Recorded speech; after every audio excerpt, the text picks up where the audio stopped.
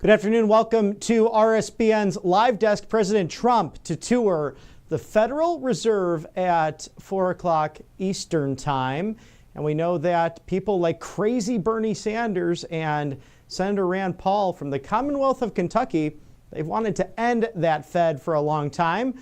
Not the most exciting legislation that might go through Congress, but we'll see what President Trump has to say as too late Jerome Powell does not bring down the rates, which could make it easier for people to potentially buy their first homes and other properties throughout this great country. So we'll stay on that story as we have a jam-packed action show for you today, featuring none other than Michael Kunzler, the co-owner of All Family Pharmacy. Always great to see you, sir, as your patriotic outlet of expert doctors, nurses, pharmacists really just want to bring down the cost of prescriptions for the American people. And there's been this huge demand now for medications like ivermectin and mebendazole, but access has been truly difficult. Why do you think so many Americans are turning to these treatments right now?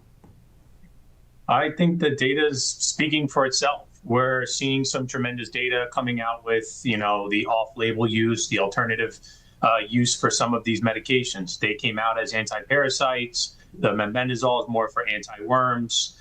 And people are seeing a lot better responses off-label use. And we're providing whichever need somebody's going to come to us for, as long as it's going to be safe and effective. Our physicians will review the profile. They'll take a look and they'll give them they'll give them something to try if they want to try it, just as long as it's safe and effective. We go through the physicians, we go through our pharmacists. There are our checks and balances, but again, we're going to get people medication use off label if they want it. Now, medications across the board are going up, or seemingly going up, especially at pharmacies down the street. How does All Family Pharmacy online keep those prices low? And how can further legislation or perhaps executive orders help with bringing down the costs of pharmaceuticals? Yeah, great question. So obviously, President Donald Trump is working on that right now as we speak. One of the things is giving compounding pharmacies flexibility. These drug manufacturers, they're manufacturing medications, patenting them, and then putting them out as a brand drug, and nobody could touch it for 5 years. That medication then comes out, it's $1,000 a month, $1,500 a month. Some are even more expensive. And people just can't afford it. Insurances refuse to pay for it. So giving compounding pharmacies like ourselves the opportunity to compound that medication at a better cost is one way we can bring down prices. Another way is treating USA like they treat other countries. The drug manufacturer will manufacture a medication in Turkey for $50 and sell it at the $50 rate, but here in America, it's $500. We pay 10 times more than those countries. Same drug manufacturer. Why? Why are the American people the one that have to suffer for this? And then that forces these same individuals who come to us for off-label use to try to find a pharmacy or an unsafe place outside of America to purchase the medications at those reduced costs. And you're just putting the American people at risk by doing that. So it's unfortunate. There are ways we can bring these prices down, and compounding is one of them. The safe practices here in America, we could work on. We're working on it on ourselves. We just brought down our pricing on the website 25%. We haven't really mentioned it out loud yet. This is one of the first interviews we're doing now. We've dropped all of our pricing on ivermectin and mebendazole by at least 25%. If you include the RSBN 10 coupon, you're going to get 35% off your order, essentially. We're here for the people. We're not here for the profit. We're going to continue bringing down prices as the demand kicks in. We're buying more and more equipment to make these medications at better rates for ourselves and for the people of America. And we'll continue to drop these prices while others just increase pricing based on demand. So we're kind of doing the opposite of economics. And what inspired you to do that, bring down these costs of life-saving medications, but also, will this be a limited time offer? Because if you do code RSBN10, that's RSBN10 for that 10% off deal that we've had through allfamilypharmacy.com/RSBN, this additional 25%, as you said, Michael, brings you to a cost savings of around 35%. Is that a limited time offer, or will that be extended? As of right now, we have no end on it. It is going to continue. As long as the demand is there, as long as the supply is there, we're going to keep the price at what it's at and possibly drop it even more. This is something that we've looked at internally over the last 6 months. We've been working on diligently, and we're at a point where we're comfortable with the price, and who knows what the future may hold. I don't see us increasing prices. Since we opened in 2019, 2020, we've never increased our price.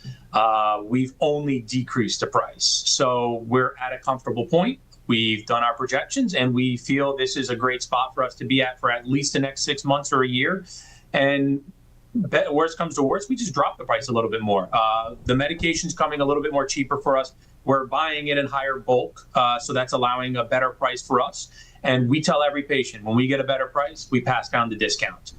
We're here for the people, again, not for the profit. Now, there's no red tape, as you were mentioning. It's prescription-based, but you don't need insurance. But this does get reviewed by a doctor on your end, correct? Yes, we have MDs, we have PAs, you name it. We have physicians licensed in every state that will review your profile, that will do a phone call with you, a video conference. We're adding to our website more and more technology as we grow, where we can do live video chats on our website. We're going to be offering some doctor concierge services for those people using it off-label, who want to have that communication with the doctor on a consistent basis, right? Some of these medications people are not familiar with, and they're taking it in high doses. Some people get scared, they get nervous, and that's just a part of human nature. But having the ability to text message or email a doctor, possibly even scheduling an appointment, would be huge for us, as well as huge for the patient, right? For the safety and for the effectiveness. Some of these medications, they do have side effects. You know, we cannot control that. But ivermectin and mebendazole, they've been shown to be safe and effective at high rates, very low side effects. But there are that small percentage of people who will get the side effects, and that's what the concierge service will be. For those who, you know, experience a side effect and they want to learn how to subside it or go around it, they can call the pharmacy and talk to a pharmacist. They can have a consultation with the physician, text message or email.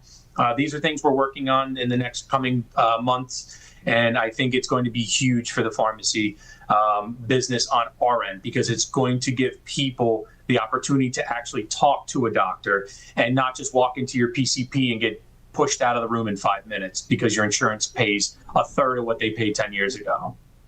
Yeah, it's nice to have somewhat of a concierge service, but you know, this is truly just basic healthcare, is it not? I mean, you have ivermectin and mebendazole, but also things like hydrochloroquine, NAD+. What are some of the other medications, Michael, that can be life-saving and take on bacterial viral infections that really are so easy? You can actually take this on the road with you. And we know more Americans traveling this summer than they have in the past. A lot of that's due to the gas prices, but whether it's plane, train, or automobile, isn't this medication very easy to travel with? Yes, it is very easy. We're going to be coming out with hopefully some kits soon that'll keep anything cold pack item available during that travel. It's something that we're working on so that the average American can take the medication on the go. They can bring it to work with them. They can go on vacation. They can go on family trips. We have methylene blue. We do it in capsule form. And the reason why we do it in capsule form, we get the active ingredient here. It's USP certified, so it's pharmaceutical grade. It's safe, it's effective, and we put it in a capsule because people don't want the dye portion of the methylene blue to spill on their counter and start staining their clothes, staining their teeth, their tongue. It's a quick little capsule, and you feel the effects within an hour. The liquid, it's 30 minutes. At the end of the day, my coffee doesn't kick in for at least an hour anyways, so I'm fine with the capsule. It's cleaner, it's neater, and it's easy to travel with. The NAD Plus is something that is very new to us as well. We're seeing huge promising effects from it. I take it myself. It's an injection. Not everybody wants an injection, but what I love is I'm working on diligently right now with our compounding pharmacist is we're going to offer it in a nasal spray. The nasal spray is unique. Once in the morning, you could even take it throughout the day, once or twice. It's going to be a lot more convenient for our patients. That's something we're working on. But again, it's in testing. We're waiting on the formulation, the testing, the stability. So once it's ready, which will be a few weeks, we're going to be offering that as well, probably at a cheaper rate than the injections and a more convenient rate than the injections. But again, the injections are faster, more reliable than any other route. Now, for anyone watching right now that might be hesitant, why should I go to an online pharmacy? Why is All Family Pharmacy really the go-to and serving the American people in such a unique way when you have really a big pharmaceutical lobby that is truly working against them? I mean, you know, the medications are U.S. grade, U.S. quality. We don't add any inactive ingredients that's going to harm the humans. I mean, we get these questions all the time. Do you add polysorbate 80? Do you add the titanium dioxide? No, we don't add that stuff to our medications. Everything we have, we purchase from drug manufacturers and wholesalers that are FDA approved. They're approved through our U.S. government, so we know that they're safe facilities. Everything we get is going to come in safe and effective. It's pharmaceutical grade. The people you're talking to are here in the pharmacy. You're not talking to people overseas. You're not purchasing anything from overseas. When you speak with a pharmacist, they're right here in our pharmacy. And the great part is those pharmacists are the same pharmacists you would have a conversation with at your local pharmacy, but they work here at our independent pharmacy, and they actually have time to talk to you. They're not going to brush you off and tell you go to aisle 2 to look for a cold and cough medication. They're going to have a conversation with you, and that's something that we strive on. You know, we try to build that around our pharmacy, just giving the comfortability to people to talk to our medical professionals, whether it's a doctor or a pharmacist. You know, it's a great point, Michael, because even with my own doctor, he went that route probably about 25 years ago. He found my cancer, as I've spoken on the network here. I'm a cancer survivor. And he went down to a pool of roughly 5 doctors and really resisted what the insurance companies, they were pushing him in a specific direction. He said, I have to give care to my patients. It's about the holistic approach. And he spends that time with you, whether it's talking about how's life going. He knows every aspect of who I am as a person. And I know I'm in that so-called safe space with my medical doctor, who's an expert on really the all-care approach when it comes to not only doing no harm, but looking at the best results and the best options. So as an expert yourself in this field, what's your message to the American people if they seem to have not trusted what's going on in medicine, specifically in the United States? Because as you mentioned earlier, the same medications are much more cost effective around the world. But here in the United States, it's because of those influences and the lobbies that take place not only in state capitals, but in Washington, D.C., that sometimes jack those prices up. Yeah, our message is do your own research, right? There's so many different ways you can do your own research. And the biggest way, follow Elon Musk and Grok AI, ChatGPT. You can do a lot of diving deep into research just by utilizing AI platforms. And it's very simple. It's very easy. I'm not going to say trust the information you're reading, but it's nice to read about it yourself, get an idea, then have a consultation with a healthcare provider to come up with an idea, to come up with a way to make sure the medication is safe and effective. If it's a route you want to go, right? Always consult with a healthcare physician. We're always going to say that. But do your own research. Get a peace of mind of what you're doing and why you're doing it. Right before this interview, I've been doing a lot of research on mebendazole. And there's a lot of trials that happened over the past 4 or 5 years that people don't know about. Most of them on animals. The ones that are on humans are small trials. I was just reading one in depth about COVID-19 and mebendazole. The inflammation response after those with long COVID that are having trouble with inflammation because of long COVID effects. And they showed in this trial, it was only 135 people, but those who took mebendazole started feeling it, or the data showed within day 3 that the inflammation response was lowered. People were having less inflammation by taking mebendazole. Again, this is off-label use. There are no big trials for it right now, but that trial happened in 2023. How come there was no follow-up? And the reason is there's no money in it. Big Pharma is not going to make money off of an item that's already out there and it's not patented. So we always suggest do your own research. Take a look at what's out there. There are plenty of trials out there. You can go to the National Institution of Health.gov. You can go to MPDI.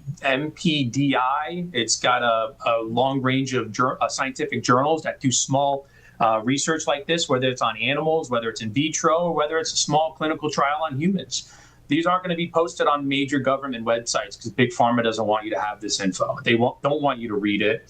It's not sufficient data for the FDA to approve it, but it's simple-minded data that people could read about and take a look. And I highly suggest it. Once you read the data, have a consultation with a healthcare provider. Make sure the medication's safe and effective for you. And if you want to try it, come to All Family Pharmacy or go to another pharmacy that'll provide it. Hopefully you can find another one. But we know we're out there. We're making our prices affordable, and we're going to try to help you as much as possible. And that's what we want to do here on the right side of history, help people in the process with their health and their everyday lives in this great country. Michael Kunzler, the co-owner of All Family Pharmacy, and right now you heard it from his lips to our ears, folks. It is RSBN 10. That's RSBN 10 at allfamilypharmacy.com/RSBN. There's no limit right now to getting that great deal, and they're kicking in another 25%. So you get 35% off of that order. Michael, thank you so much for joining us today, and we look forward to seeing you on the network again soon. Thank you. Appreciate you having me.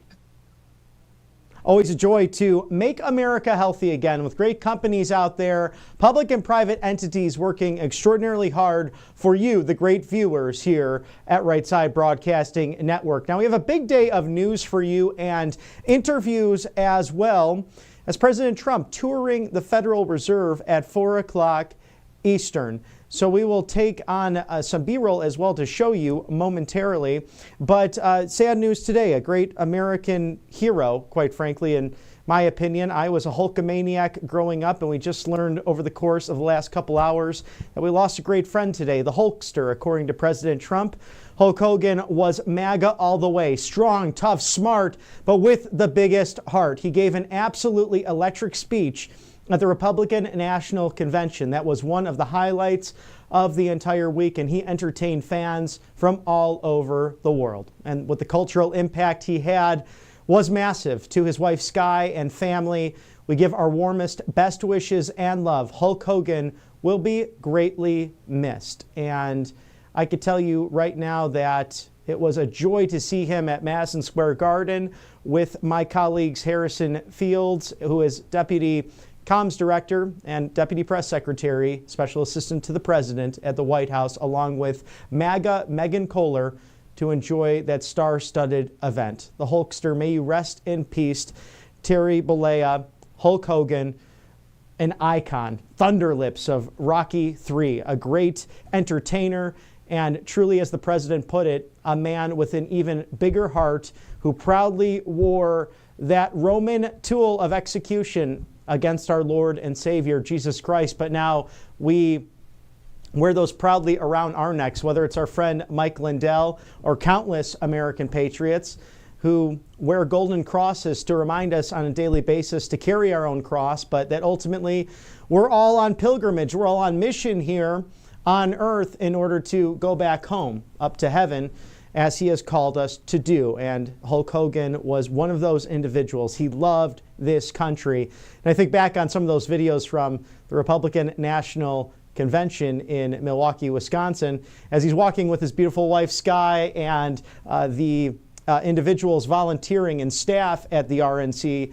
saying, "Sir, there's a big crowd waiting outside of the elevator for you." And his response, "Cool." He was just always ready to entertain, always ready to engage his fans. And he came down here to Auburn, Alabama as well. And Matthew Alvarez had the unique opportunity to interview the Hulkster as he was pushing his American patriotic beer, a new line that all of you should have. So it's with heartfelt condolences, our prayers from the RSBN family to Hulk Hogan and his family, who have done so much to entertain the American people. And we'll be joined later in the broadcast, actually purely a coincidence, that Kane, Mayor Glenn Jacobs of Knox County, Tennessee, will be joining us at the top of the hour. So we'll get his insight into the legendary notice of what was the World Wrestling Entertainment, the WWE, and how it's not only transformed entertainment, but also you see some of these individuals not only going on to making great films and entertaining movies, but also serving in the halls of government, including our very own Department of Education Secretary Linda McMahon, working very hard at the directive of President Trump's executive order with the grace of the Supreme Court of the United States to move forward now and end the Department of Education as we know it, to give the powers back to the states. The 10th Amendment, the Federalist president working overtime for you, the American people, as he will be touring the Federal Reserve today. And that is on the heels of great successes. Small business sentiment surging after the one big, beautiful bill takes effect. And that small business owners are matching the market with increased prowess and confidence in these reports. Now, small business surveys are saying that optimism is running wild, just like they would be running wild on you, brother, to quote the Hulkster.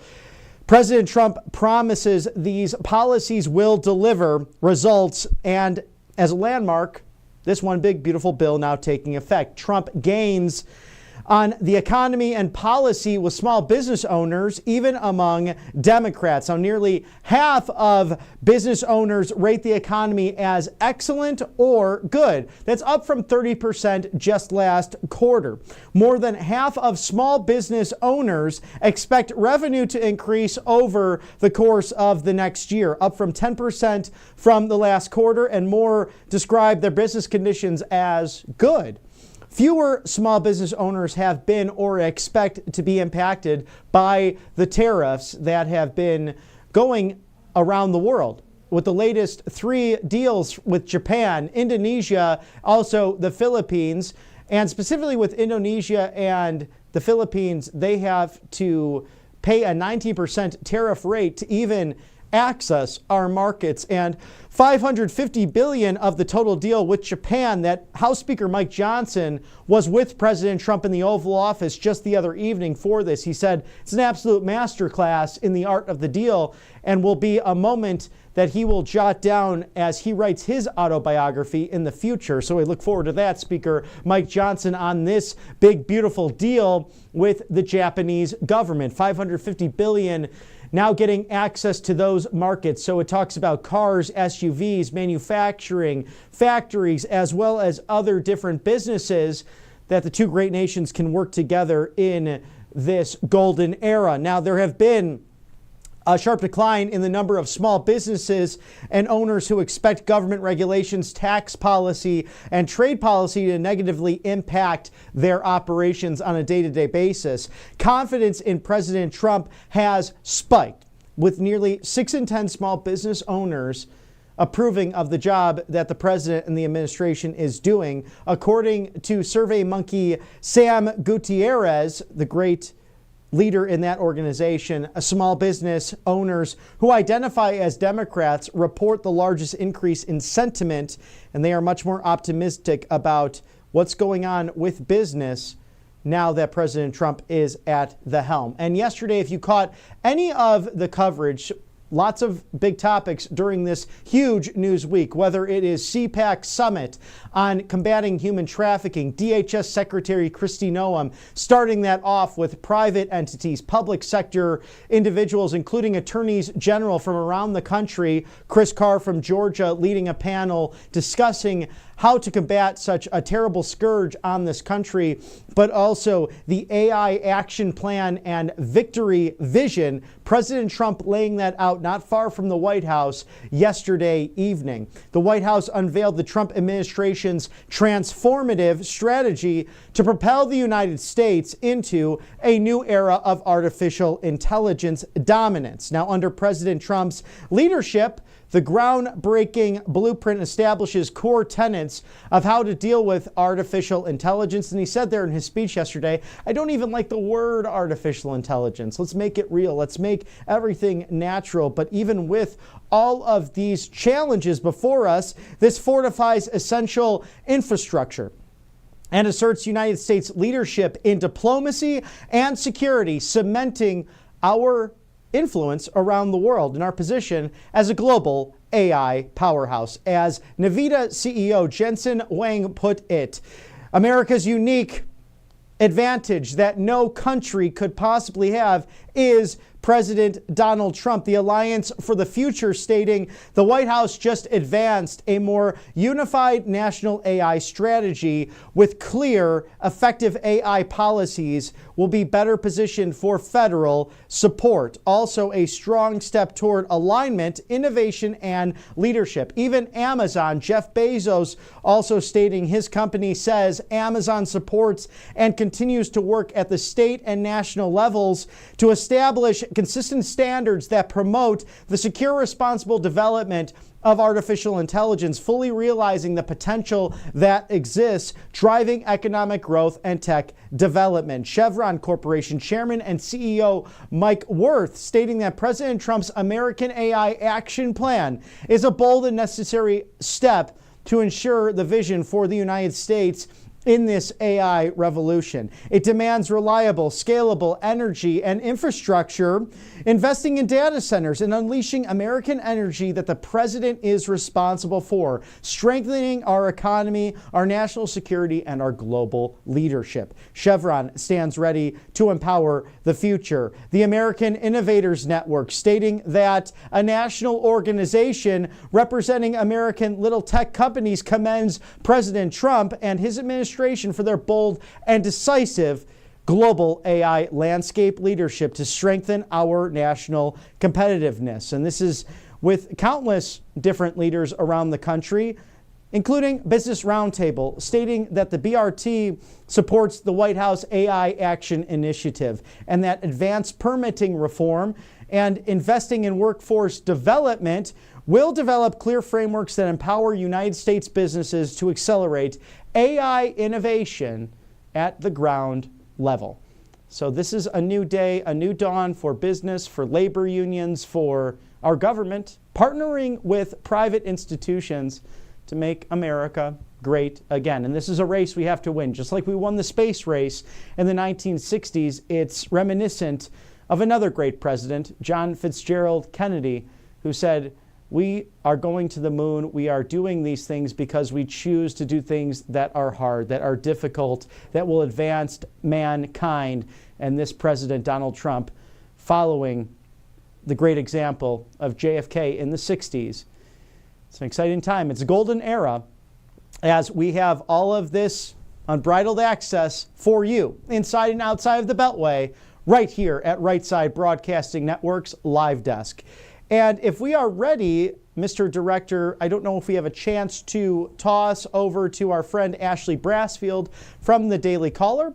We had an opportunity to, and we will actually go to a quick commercial break and have so much more in store for you. So stay with us as President Trump will tour the Federal Reserve at 4 o'clock Eastern. Welcome to Right Side Broadcasting Network, your trusted conservative news outlet. At RSBN, we deliver the truth when the mainstream media falls short. Since 2015, we've proudly broadcasted every single one of President Trump's iconic MAGA rallies, bringing you the excitement and energy live before anyone else. By watching RSBN, you get an unfiltered front row view of the action on the ground.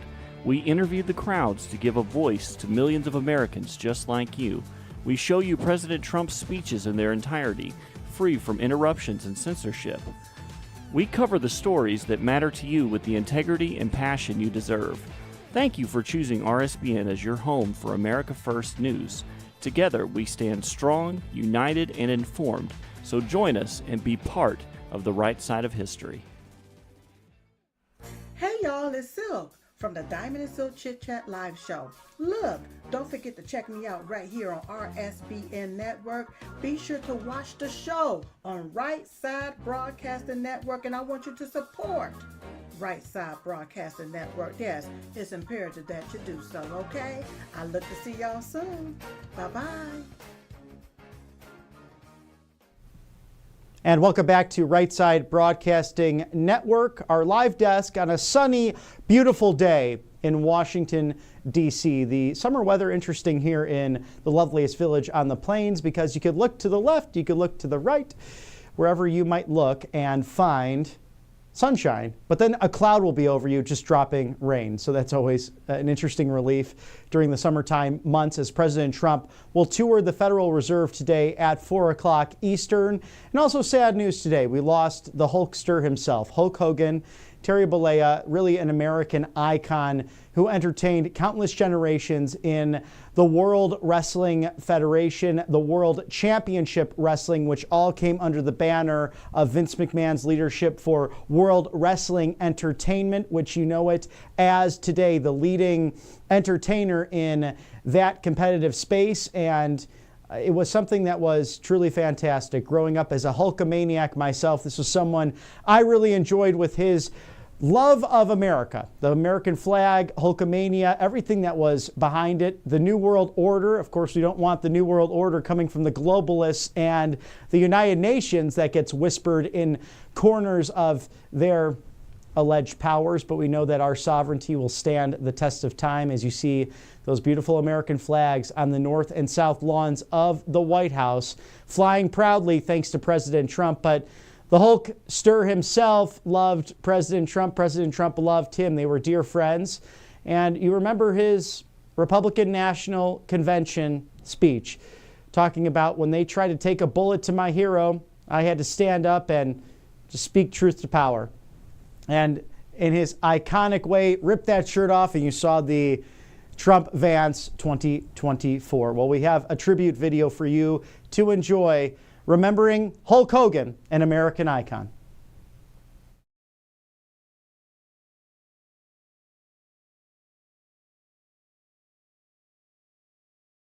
When it comes crashing down and it hurts inside,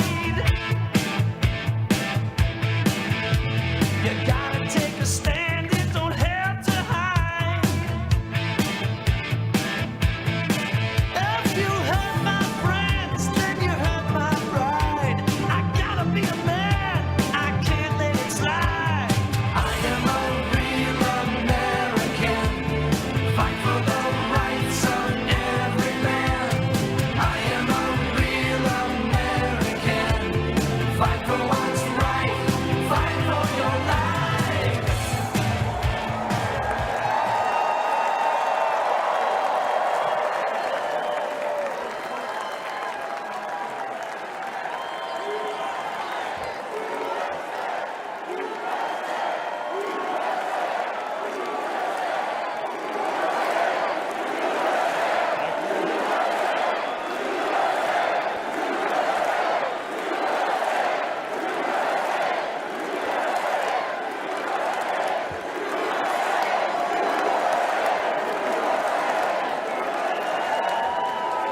Well, let me tell you something, brother.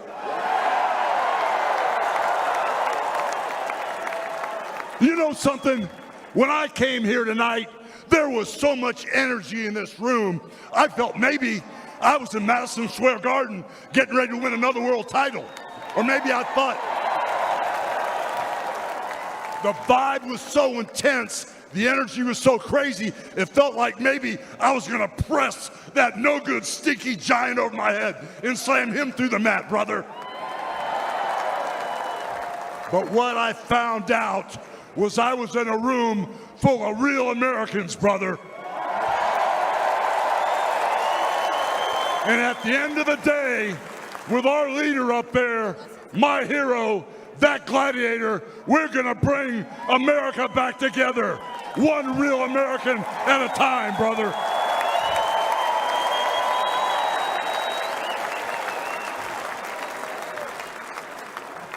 You know something? I've seen some great tag teams in my time. Hulk Hogan and, ooh yeah, the Macho Man Randy Savage. But you know something? I see the greatest tag team of my life standing upon us, getting ready to straighten this country out for all the real Americans.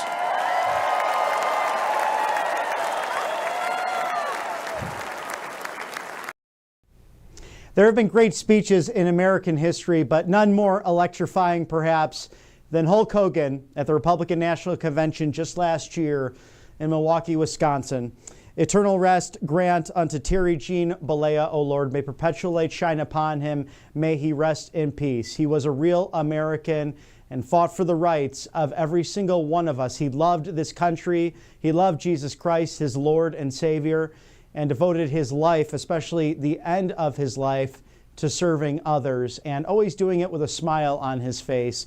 And it was a true sense of masculinity coming in the form of entertainment and also in his volunteerism that every man in this country can look towards. And I did as a kid, and I wish I had the chance to shake his hand and meet him, but we know now that he is in a better place, being called home by our Lord, and we wish our deepest prayers and condolences from the RSBN family to Hulk Hogan's family. We are united with you as we say goodbye to a true American original.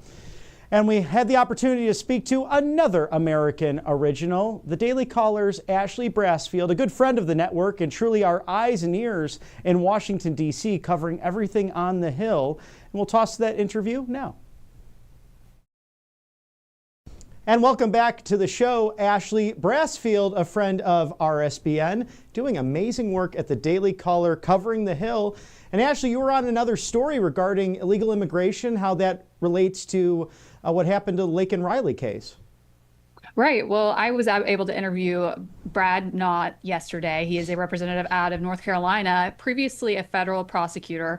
And he's moving forward with a bill talking about illegal reentry for criminal illegal aliens, Bobby. And this bill really concentrates on putting maximum penalties on these criminal illegal aliens that try and reenter the country and commit crime. It's something that's very common sense, something that President Trump ran on all throughout his campaign and really has buckled down on through his administration. Of course, we saw the signing of the Laken Riley Act, really a tragic story. This bill, though, concentrates more so specifically on criminal aliens, repeat offenders that have committed felonies, making the maximum sentence that they reenter the country up to 10 years rather than 2 years. So very interesting story that came out this morning. It's a great interview. Was amazing sitting down with Representative Knott. He's doing great work on that bill specifically. So I encourage the viewers to go give that a read.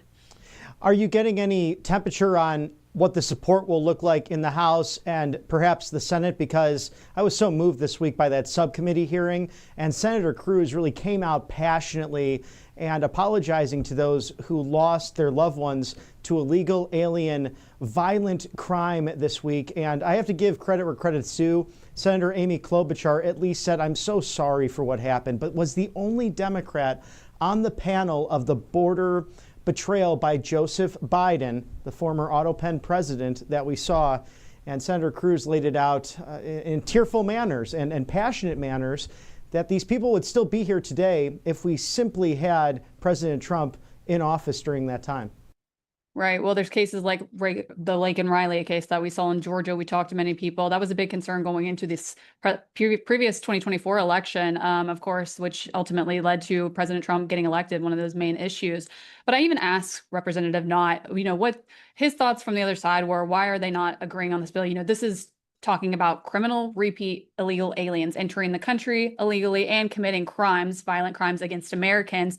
Not something that would be difficult to agree with, especially from those on the other side, especially Democrats. And he said that their issue is that, deterrence is not going to work in a lot of ways. And he said that he's seen firsthand, he prosecuted gang violence, drug abuses as a federal prosecutor. So I think his step being the one that heads the bill in this case, I think sets a strong, storytelling narrative of things he's seen firsthand. Of course, we saw, like you said, terrible stories this past week in the subcommittee hearing, as well as stories from President Trump with families that have had individuals die from fentanyl overdoses.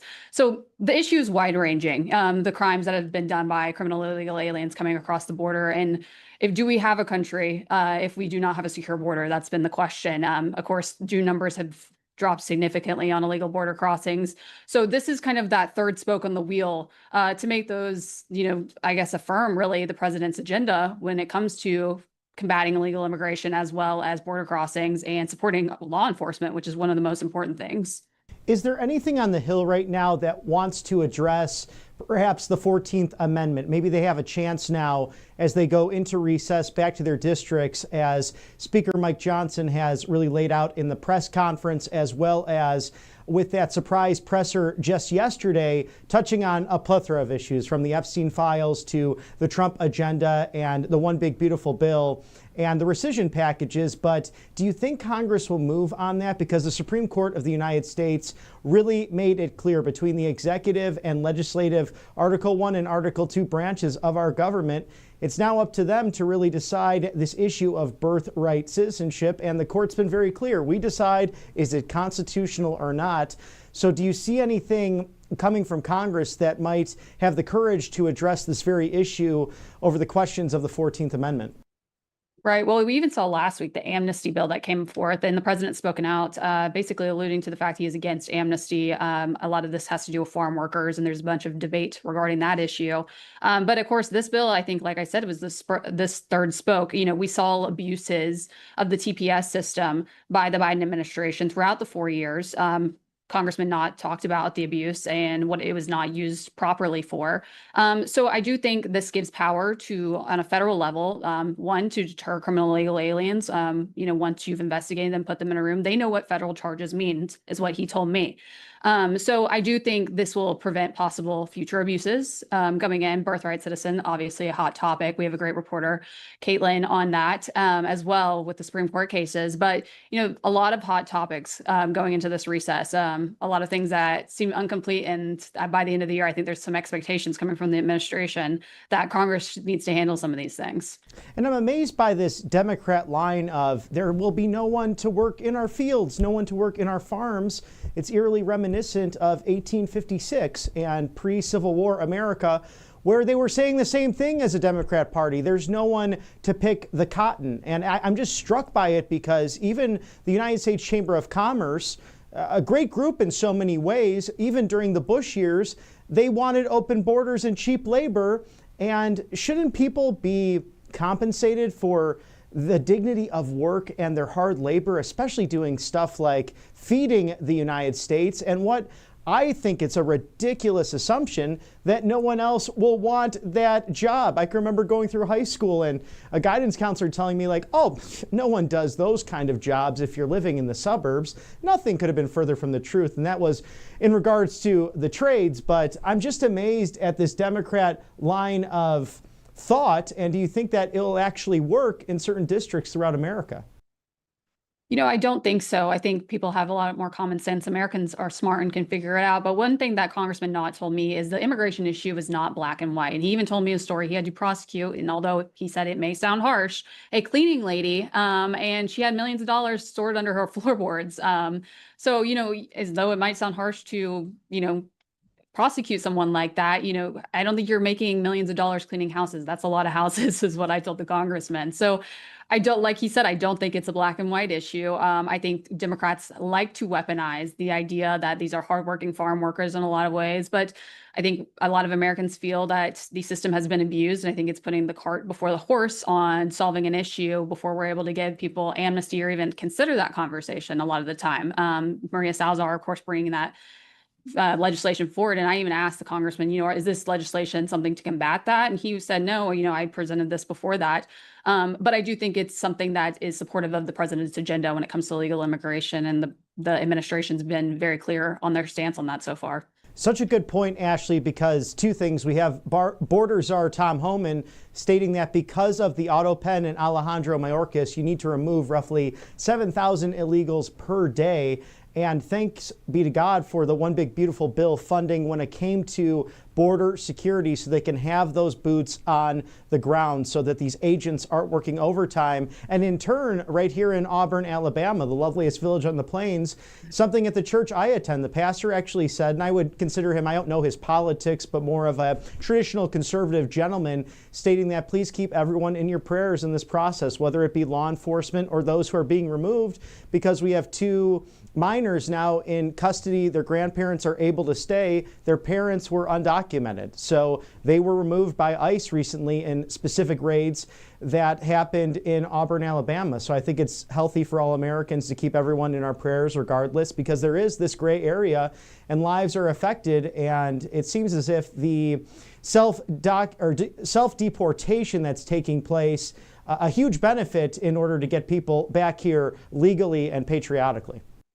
Yes, absolutely. I completely agree with that. And I think most Americans do. But I do think there is too much abuse going on within the system to overlook what ICE is doing and to villainize such because of the abuses that have occurred over the last 4 years. So what do you see, too, with the recess? What will happen now as Congress goes home? And it's a really nice gig. They get to spend August or even, hey, the last week of July in their home districts, roughly 4 or 5 weeks to speak with constituents. What do you think will be the hot item issues? And also, what will these constituents maybe share with their representatives to take back to Washington for the fall term? Right. Well, I think what a lot of the representatives will be hearing from the American people, not just from the media, is really the Epstein issue. I know you touched on that a little bit earlier, but this issue is not going away. And I think most of the medias and most of Americans have come to the assumption that the recess has occurred due to that issue and possibly avoidance. I've talked to insiders in Congress and they've said that, it's a touchy issue right now. It seems that many of the leaders in the party and some other congressional members are split on it. And of course, Democrats have come forward, probably in not the most genuine ways, but they are now interested after 4 years, of course. But a reoccurring name that we've seen again is Mr. Thomas Massey, putting forth that resolution with Ro Khanna going across the aisle. He says that Ro Khanna's, intentions are sincere, I would say. But even people like Tim Burchett, who introduced a letter to the oversight chairman, James Comer, who seems very interested now and has subpoenaed Ghislaine Maxwell, the accomplice of Jeffrey Epstein, to come in. So, it seems that there's about 4 different things going on with whether it be the administration, the DOJ, in Congress, and multiple factors in Congress all happening at the same time, Bobby, over this issue. But I do think this is not going away even after the recess. But as far as other issues, of course, like we said, immigration being a major issue that's going to continue going forward, as well as Chinese-owned farmland. I know that I talked to a representative from Rep. Mary Miller's office as well, and they said they're going to be concentrating on that going forward. Yes, and that is something that is on the heart and mind of the gubernatorial candidate in Alabama here, Senator Tommy Tuberville, who we interviewed last week. The coach is focused on getting rid of those 2.2 million acres of land that are owned by the Chinese Communist Party in Alabama. And Mary Miller, one will watch because she might be running for governor of Illinois, and her district very rural and actually takes up my alma mater, the University of Illinois at Urbana-Champaign. So a lot of farming and agriculture happening there. But these Epstein files definitely not going away. And that's really my question for Democrats. Do you hear anything on the Hill why they seem to really ignore these issues, especially when Attorney General Merrick Garland was in office under the Otto Penn administration? Right. Well, I think like many have said across the media that, if there was something against President Trump, it would obviously have been brought forward within the last administration due to the weaponization of many of these institutions and the bureaucracy itself. But I do think they show an interest in it, one, because, it is a sore topic within the GOP right now. And it is a bit of a split that's occurring within the administration, within Congress, it seems, and even within the DOJ. So, this is something that's going to be concentrated on. I think Americans want to see somebody come down and there be some type of accountability, and whether that be with the Jeffrey Epstein, with the recent documents that have been put out by Director of National Intelligence Tulsi Gabbard, with John Brennan, James Comey, and James Clapper, of course. All of those kind of coming into a Y in the road, I would say, with just the type of information that's coming out that many Americans in this have been claimed to have conspiracized about, but seems that they were right the entire time. Yeah, it's an amazing thing to watch. And right now, the legacy media seems very willing to try to pin President Trump to all of this. We do know he had a business relationship and a friendship with Jeffrey Epstein, but we also know the story that legacy does not seem to want to tell about. Mar-a-Lago some years ago, President Trump literally dragged, by eyewitness accounts, and this is multiple people speaking, Jeffrey Epstein by the ear and thrown out of Mar-a-Lago in a rather embarrassing evening, as Mr. Epstein apparently had a few too many cocktails and sexually harassed one of the waitresses by grabbing her. And that's uncalled for anywhere. But President Trump jumped right at that when he saw that back when he was a private citizen. Right, exactly. Well, I think there's two completely different components with Jeffrey Epstein. There's the human trafficking side, which many agree, many of those names do need to be redacted, and the victims need to be protected. But there's also the other side of Jeffrey Epstein that we just do not understand, regarding his financial side, being close to people like Lex Wexner and these very powerful individuals. And his name's not really being linked to any stock trades, according, him being a large person on Wall Street, and even his time at the Dalton School. There's a lot of unanswered questions. I think there would be, if there were some answers there, I think there would be some satisfaction from the American public and even within the media, but really the American public regarding Jeffrey Epstein and how he became so powerful and how he was able to abuse so many of the rich and powerful. And with Ghislaine Maxwell's influence and seemingly being that puzzle piece that got Jeffrey Epstein into these rooms with royals, with high society, big businessmen, and leaders throughout the world, will she really tell the truth to someone like Deputy Attorney General Todd Blanche? I mean, really an expert in his own right, but how reliable will that interview be? I think people would like to see Ghislaine Maxwell speak. The trial was pretty closed door. There's not a lot that the public has been able to see. So I think there is a sense that the public might be a little satisfied to see her. The truthfulness of Ghislaine Maxwell, I like to use Congressman Burchett's reference to her as a dirtbag and a liar. So we'll see, what she says when she is questioned by the DOJ, and we'll see if she, comes before the House Congressional Oversight Committee, what we get from Ghislaine Maxwell. But I think the public would like to see her. I think some answers, possibly just in general, to scope out from the public, get a general assumption on what type of person she is, because we have not seen a lot of her. And of course, as well as her father, who is a very powerful individual, and some of his intelligence ties, there are questions there that can be asked. I think there is a lot of interest in that area specifically. And my big question too is there a list? We have heard from certain people like Alan Dershowitz, someone highly respected, that there's a list and he has not seen any administration officials currently on that list that are within the Trump administration. And we know from this week that DHS Secretary Kristi Noem headlining Matt and Mercedes Schlapp's CPAC summit on human trafficking, which took place just yesterday with experts in private sector and public sector entities, including many attorneys general, including right next door to here, Georgia's Chris Carr, who is running for governor of Georgia. And that's a huge highlight, not only of his campaign, but his tenure as attorney general in the Peach State.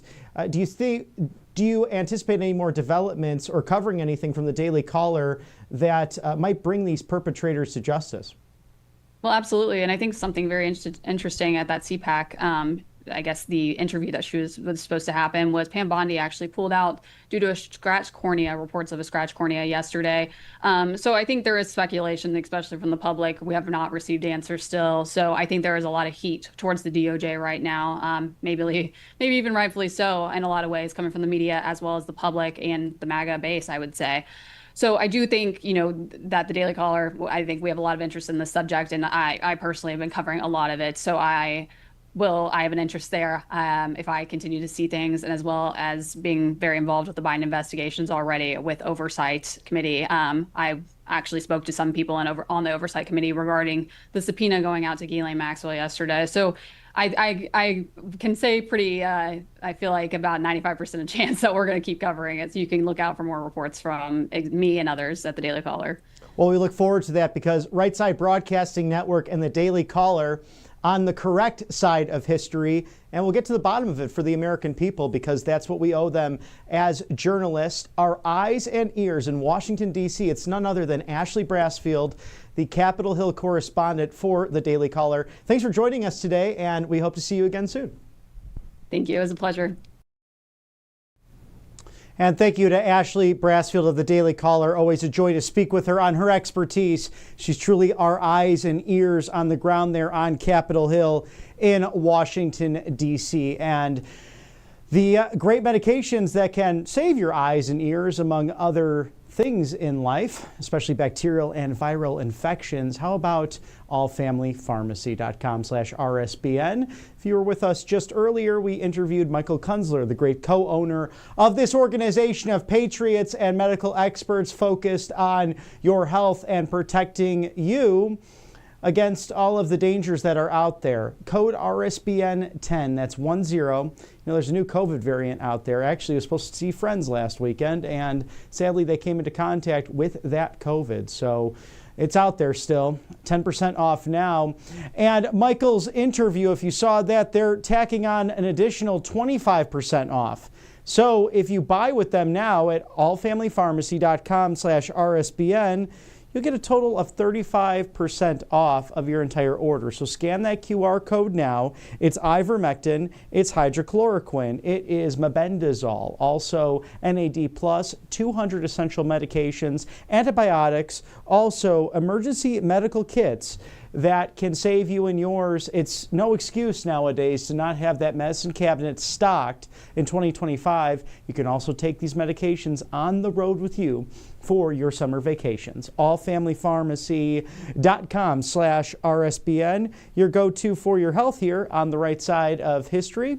And then there's Kalshi.com/RSBN, the biggest questions facing the United States, both domestically and also internationally. Will Elon Musk create this third party, the American party, aptly named? Well, you can say yes or no to that right now. It looks like it's down around 36 to 38%. Scan the QR code now, trade on anything. Will President Trump issue more pardons this year? We'll see how that goes in a news cycle that is nonstop, 6 months plus into this new administration. Kalshi.com/RSBN. Also, angelpaste.com. They are out of Spring, Texas. They have the vitamin B infused miracle cream, the original. You've seen me try it here on the network. Left my dry skin glowing and refreshed as I hit the town to paint it red. They also have the orange option filled with vitamin C, also non-GMO, no chemicals. A natural facial spray for the guys and the gals, and also a natural mosquito repellent. They know a thing or two about mosquitoes as they're based in Spring, Texas, the Houston Metroplex in the Lone Star State off of the Gulf of America. So experience the miracle today of this Christian-owned company. They hire veterans, angelpaste.com. Thank you for your sponsorship on the right side of history. As President Trump continues to make America great again in this golden era, roughly an hour from now, we will take you live to the Federal Reserve, where President Trump will be touring this facility. And we know about too late Jerome Powell. Bring down the rates, as President Trump mentioned while hosting the Filipino president just the other day, and making a new trade deal really within moments over the course of a couple of hours, but mentioning to the White House press pool that if Jerome Powell brought down those rates, more people could end up perhaps purchasing their first home and have some more relief in this economy that now is having billions, if not trillions of dollars coming through to the United States of America as a result of tariffs and new deals.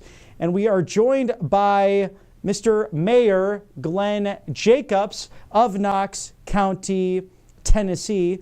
You might otherwise know him as Kane, his character name, his wrestling and stage name from the World Wrestling Entertainment. And sir, our deepest condolences to you and to the entire WWE family as we lost, American icon, a legend, Terry Bollea, Hulk Hogan. Please just recount some of those wonderful memories you had with your sparring partner.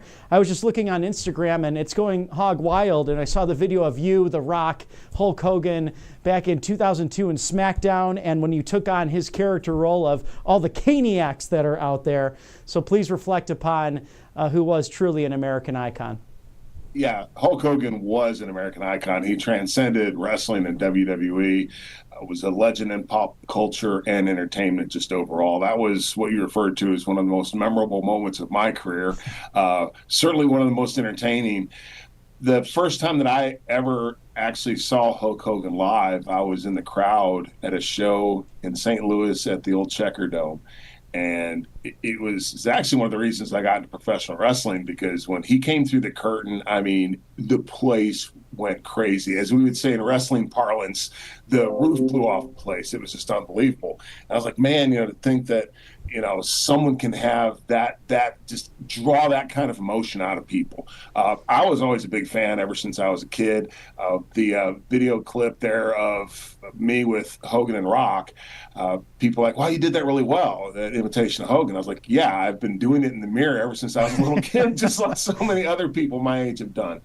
So certainly it is a sad day, but at the same time, we should, in times like this, reminisce and remember just all the joy and the good times that someone like Hulk Hogan brought into our lives. The members of your career as well, I mean, not only great athletes, but people who have transcended success in so many different areas, whether it's media and film, especially The Rock right now with being the highest grossing actor, surpassing Arnold Schwarzenegger with all of his action movies, and with you as well, serving as mayor of Knox County, Tennessee, and Secretary Linda McMahon doing amazing things to bring education back to the power and the oversight of the states. What is it with the World Wrestling Entertainment that seems to spawn not only success in athletics, but also into these different areas of American life? Well, I think to be successful in WWE, you have to have the attributes that are going to make you successful in other things as well. For me, I always talk about interpersonal relationship skills, and that's really what politics is all about. Granted, government is a little different, but nevertheless, we always do have politics no matter what we're doing, whether it's within families, churches, business, whatever, right? And that's something that you do learn in WWE, how to navigate backstage, how to get along with everybody, how to put on the best show that you possibly can. For someone like Linda McMahon, we all think of Vince being the visionary and WWE, right? Well, Linda was the back office person for many years. She's a great business person. She was President Trump's Small Business Administrator in his first term. She was on the Connecticut State Board of Education. So she is someone who is eminently qualified for that position. As you mentioned, Dwayne "The Rock" Johnson and all he's done, John Cena as well. And for me, it's just rewarding to think that folks that I've worked with or folks that I know, they've gone and done other things and been successful in other areas outside WWE. And of course, that's a good reflection on all of us who have ever been in WWE. And with all of your experience and what I was always so thrilled as a kid, being a Hulkamaniac myself, I just loved the not only the athletic ability, but the gymnastics and the storylines. It was always so much fun to grow up with. What are your thoughts on the U.S. Olympics now banning men from women's sports? It seems as if subject matter experts, as you mentioned, not only in this cabinet, but through President Trump's executive orders, really making it happen and making sure that safety is at the forefront, because we've had situations of people going blind, being injured in all forms of sports, including volleyball, when you have the biological fact that men are simply stronger than women, and we don't want people being hurt, and we want people to have equal access and Title IX to last in this country. Yeah, you use the term subject matter experts. I would just say it's common sense, right? I mean, Right. as you said, men just have certain advantages. Women do too, physically, but in many of these sports, you are competing against someone that it's just not fair. I'm the father of two daughters. They're both nurses with postgraduate degrees. They're awesome. I would have been really, really upset when they were playing high school sports if they had been forced to compete against guys. That's why we have divisions like weight divisions in boxing and wrestling. That's why you have divisions as far as novice up to expert or whatever in sports, is to make sure that there is competition, and also that you're pitting people that are pretty much equal against each other. And anyone that's saying that biological men and women are the same, that's just not reality. So it is great to see that common sense is finally prevailing over what was very destructive political correctness.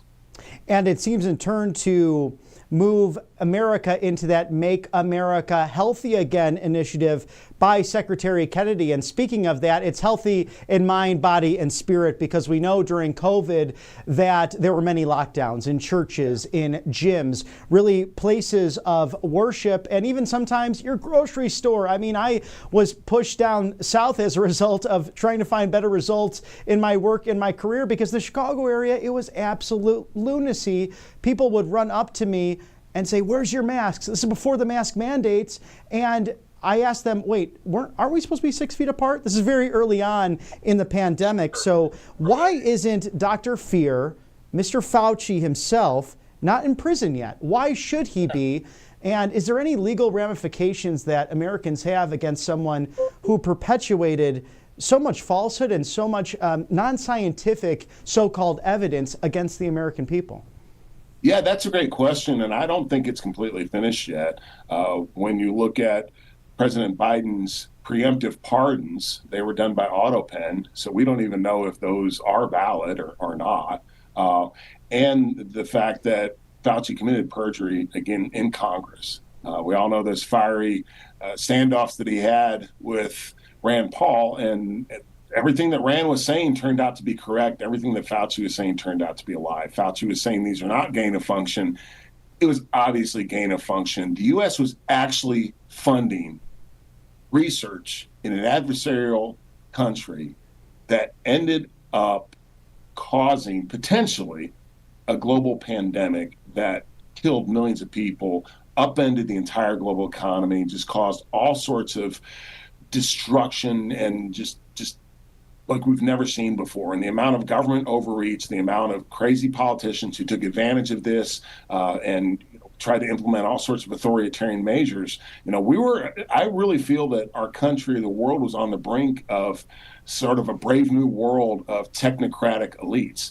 Thank goodness we pulled back from that.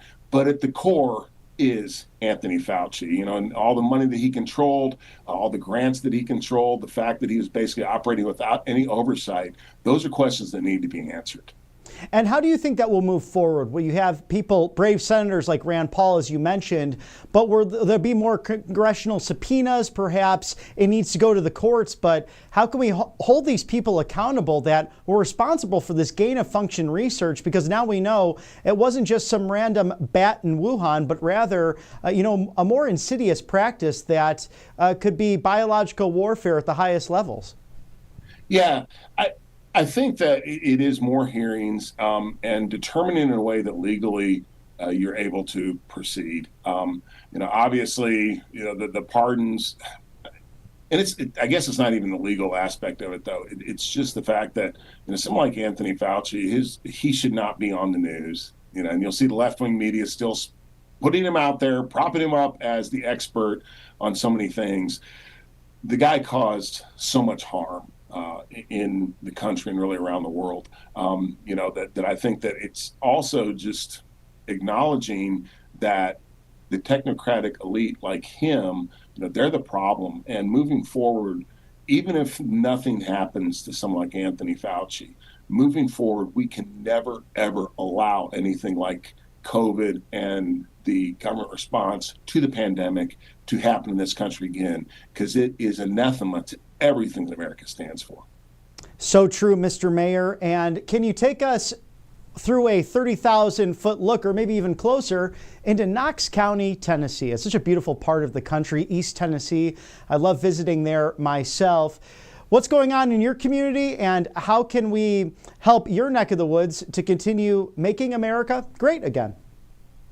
We're doing our part. About 500,000 people live in Knox County. We're on the eastern side of the state. We are home to Tennessee's land-grant university, University of Tennessee. Go Vols. One project that we're working on right now, two things that I'm working on right now that I'm really excited about. One is a tiny home village for homeless veterans, and this will be utilizing homes built by high school students. We're really excited about that. And the other is a skilled trades high school here in Knox County, to where students coming out of this high school would have industry certifications in construction trades, so they could go right into the trades and get good jobs without any student debt. Oh, so exciting. And I can hear the passion in your voice for public service. But what if there's that young person watching the show today in this wonderful summertime as they're enjoying time with family and friends, and I'm sure hitting all of the outdoor activities that you can find in East Tennessee? What is your word of wisdom when it comes to not only succeeding in your career and the many opportunities being granted to them in Knox County, but is there that sliver of public service that's really needed for a fulfilled life? For me, there was. I have lived an incredible life, and when I look back and thought about all the blessings that I have received, I agree with Ronald Reagan that freedom is never more than one generation away from extinction. And that's why I do what I do, to ensure that that next generation can have opportunities like I have. And I also think it's important to realize that we live in the greatest nation in the best time to be alive. And so many people look at the negatives, and obviously we have our flaws. We're human beings, everything does. But at the same time, this country is amazing. The time that we live in is amazing. We should never take that for granted. Mayor Glenn Jacobs, Kane from the WWE. Such a pleasure to have you on, sir. And God bless Tennessee. God bless America and the RSBN family. Once again, our thoughts, prayers, and condolences to all of the WWE family losing today an American icon, our friend Hulk Hogan. So our thoughts are with all y'all as you continue to lead Knox County, Tennessee. Thank you.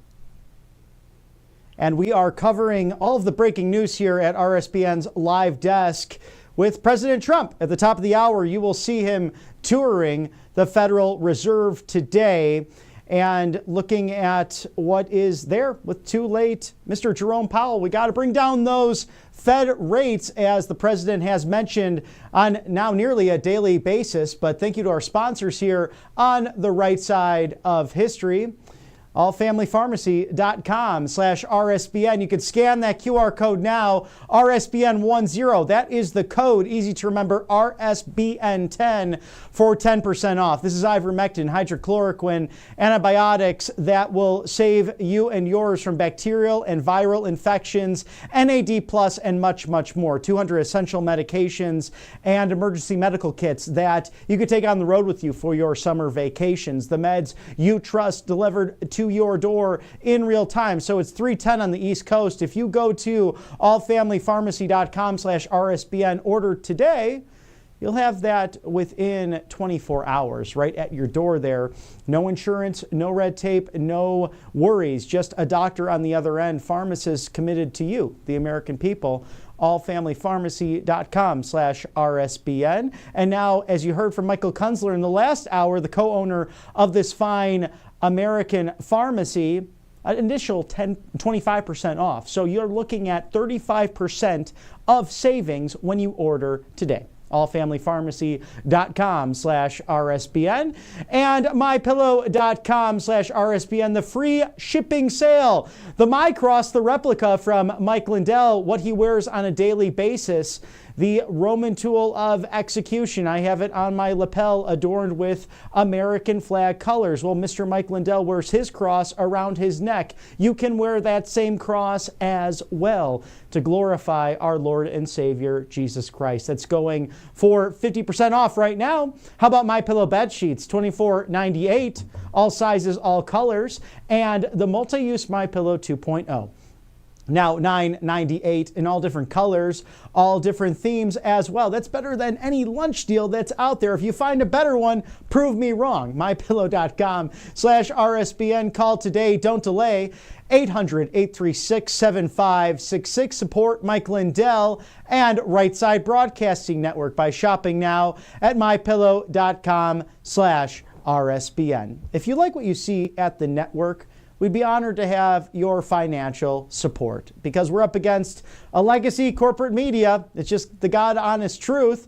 But for 10 years now, we've brought you those rallies. And Since January, a live desk breaking news coverage of your 47th president, your 50th vice president, and the 119th Congress. 6 months plus now of a golden era of America, as you see scenes from the campaign trail last year.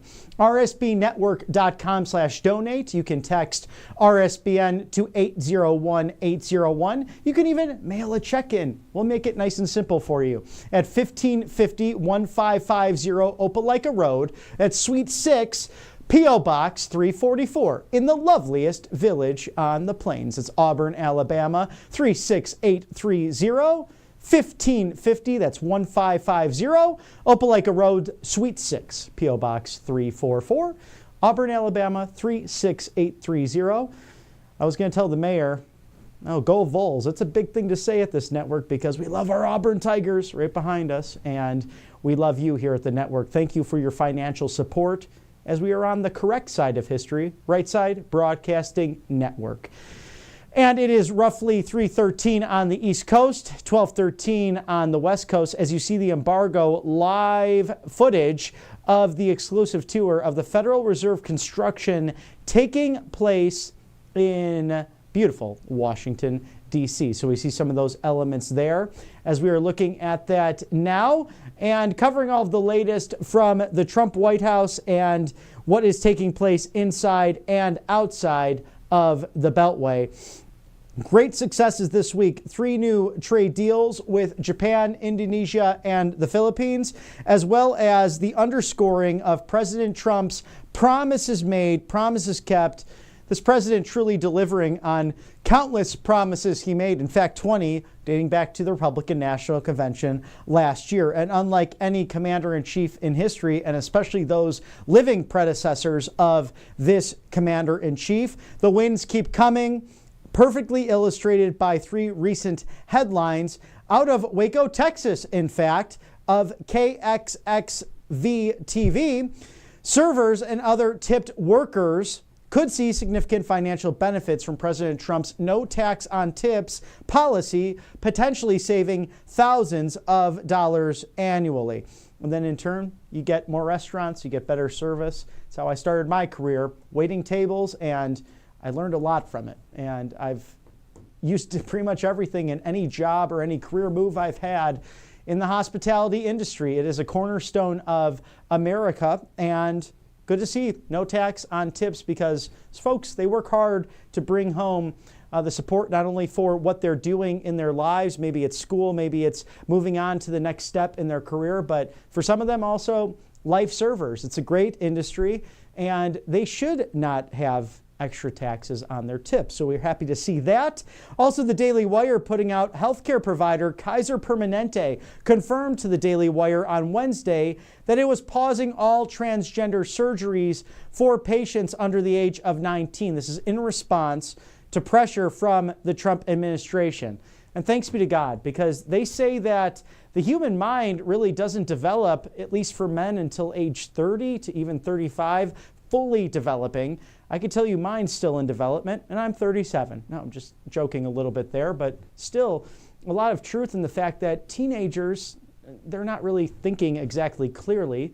And then you have minors that had these terrible surgeries done to them that can permanently harm them, not only in sexual function, but also just conducting their day-to-day lives. And the fact that there were any doctors that pledged to do no harm that would surgically castrate minors, quite frankly, they should be in jail, or at very least, their license should be ripped away from them for interfering with biological science and in turn harming countless American minors.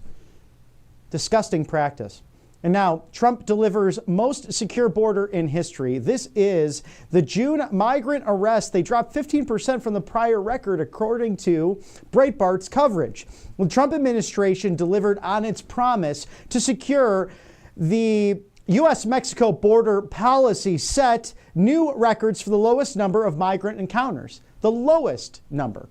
You had nearly no people coming over the border, as opposed to hundreds of thousands just 1 year ago under the Autopen and Alejandro Mayorkas, who should be held in contempt, quite frankly, for the lawlessness he caused while choosing to enforce some laws and really not enforce most, and it led to trafficking, it led to fentanyl poisoning, it led to the deaths of countless Americans and the release of evil criminals who happen to be illegal aliens.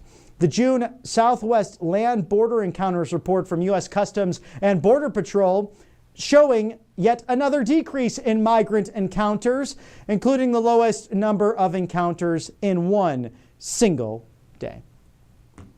Amazing successes happening on a daily basis.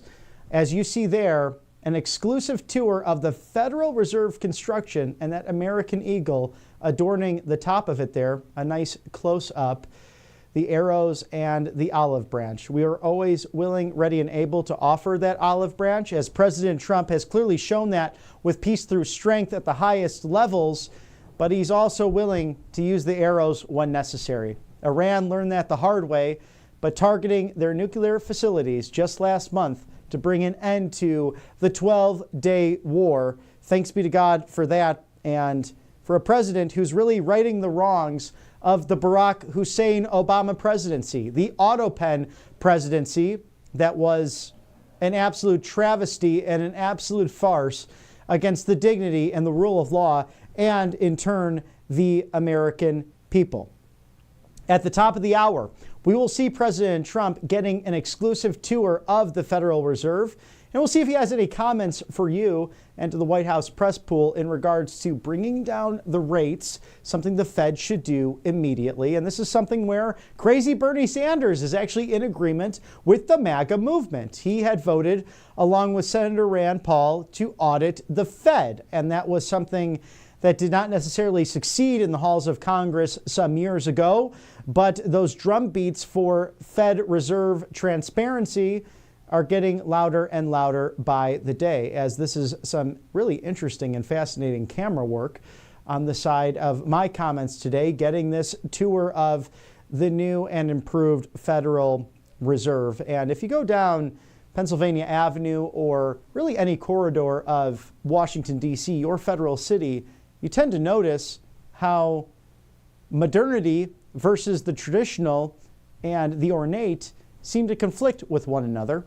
I remember that when we were going down on that Thursday coverage with MAGA Megan Kohler, that very cold day in Washington, D.C., preceding the inaugural ceremonies. In fact, we were the only news agency out there not only covering the inauguration in perhaps the grandest fashion, talking directly to the people on the ground in the stadiums at the Capital One Arena, but also taking you through what would have been the parade if it wasn't brought indoors because of the very cold temperatures that took place on January 20th of 2025, but showcasing some of those ornate, lovely buildings in our federal city, also next to those that really showcased the 50s, the 60s modernity, which almost give no hope. They're cold, they're archaic, they don't celebrate the grandeur that is this constitutional republic for which it stands, one nation under God, indivisible,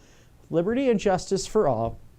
Now leading up to the 250th birthday of America, and we look forward to that as we're getting some interior shots of the Federal Reserve and what's being done there. President Trump will be touring that facility at the top of the hour, and we will be having another exclusive interview upcoming with an individual working hard to fight human trafficking and bringing that awareness to countless Americans throughout our great nation. Now, we do have that happening this past week. Just yesterday, if you caught that coverage in the morning, of CPAC focusing on trafficking in America and how we can combat it in our communities. And so many of those public and private entities, including Secretary of the Department of Homeland Security, Kristi Noem, stating that it's in every one of our communities. It's a sad scourge. It's the modern slavery we have to fight each and every day in this country in order to stop such a terrible evil, whether it is human trafficking in the form of labor trafficking or the form of sex trafficking. It's a terrible scourge on this country and on this world, and anyone that would harm a child in such a horrific and grotesque quite frankly, satanic way as it was being discussed during that CPAC summit yesterday hosted by Matt and Mercedes Schlapp. They deserve to meet their maker and be brought to judgment immediately. There's nothing more horrific that you can do to someone who is so innocent. That truly hurts the heart of God, as it was stated yesterday. You want to hurt the heart of God, you hurt his most innocent creation. And how dare anyone partake in those satanic rituals and practices? But here at the network, these are tough topics. But Right Side Broadcasting Network, that's our pledge to you at the live desk. We will not shy away from it. Legacy media, they might hide it. They might just simply ignore it. They might be told by their corporate overlords that, oh, we won't go there.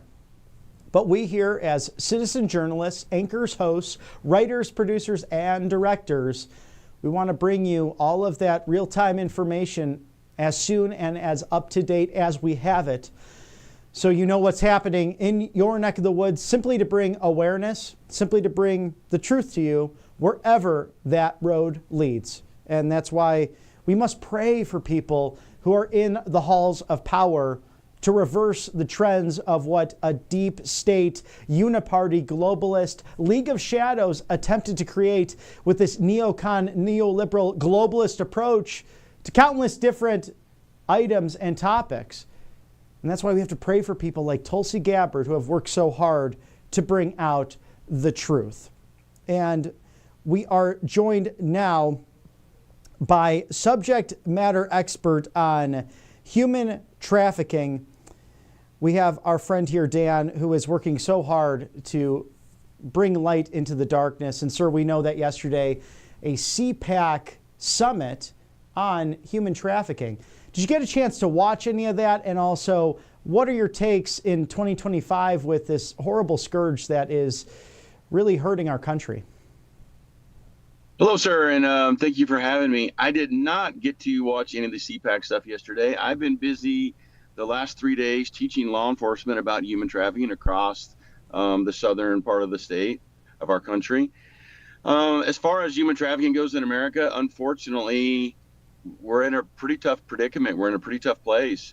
There's not a single thing that we measure in the human trafficking world that we're actually winning in. We have more human trafficking victims now in America and across the world than we've ever had. There's more money being made from human trafficking now than ever in history. And we're just honestly not winning.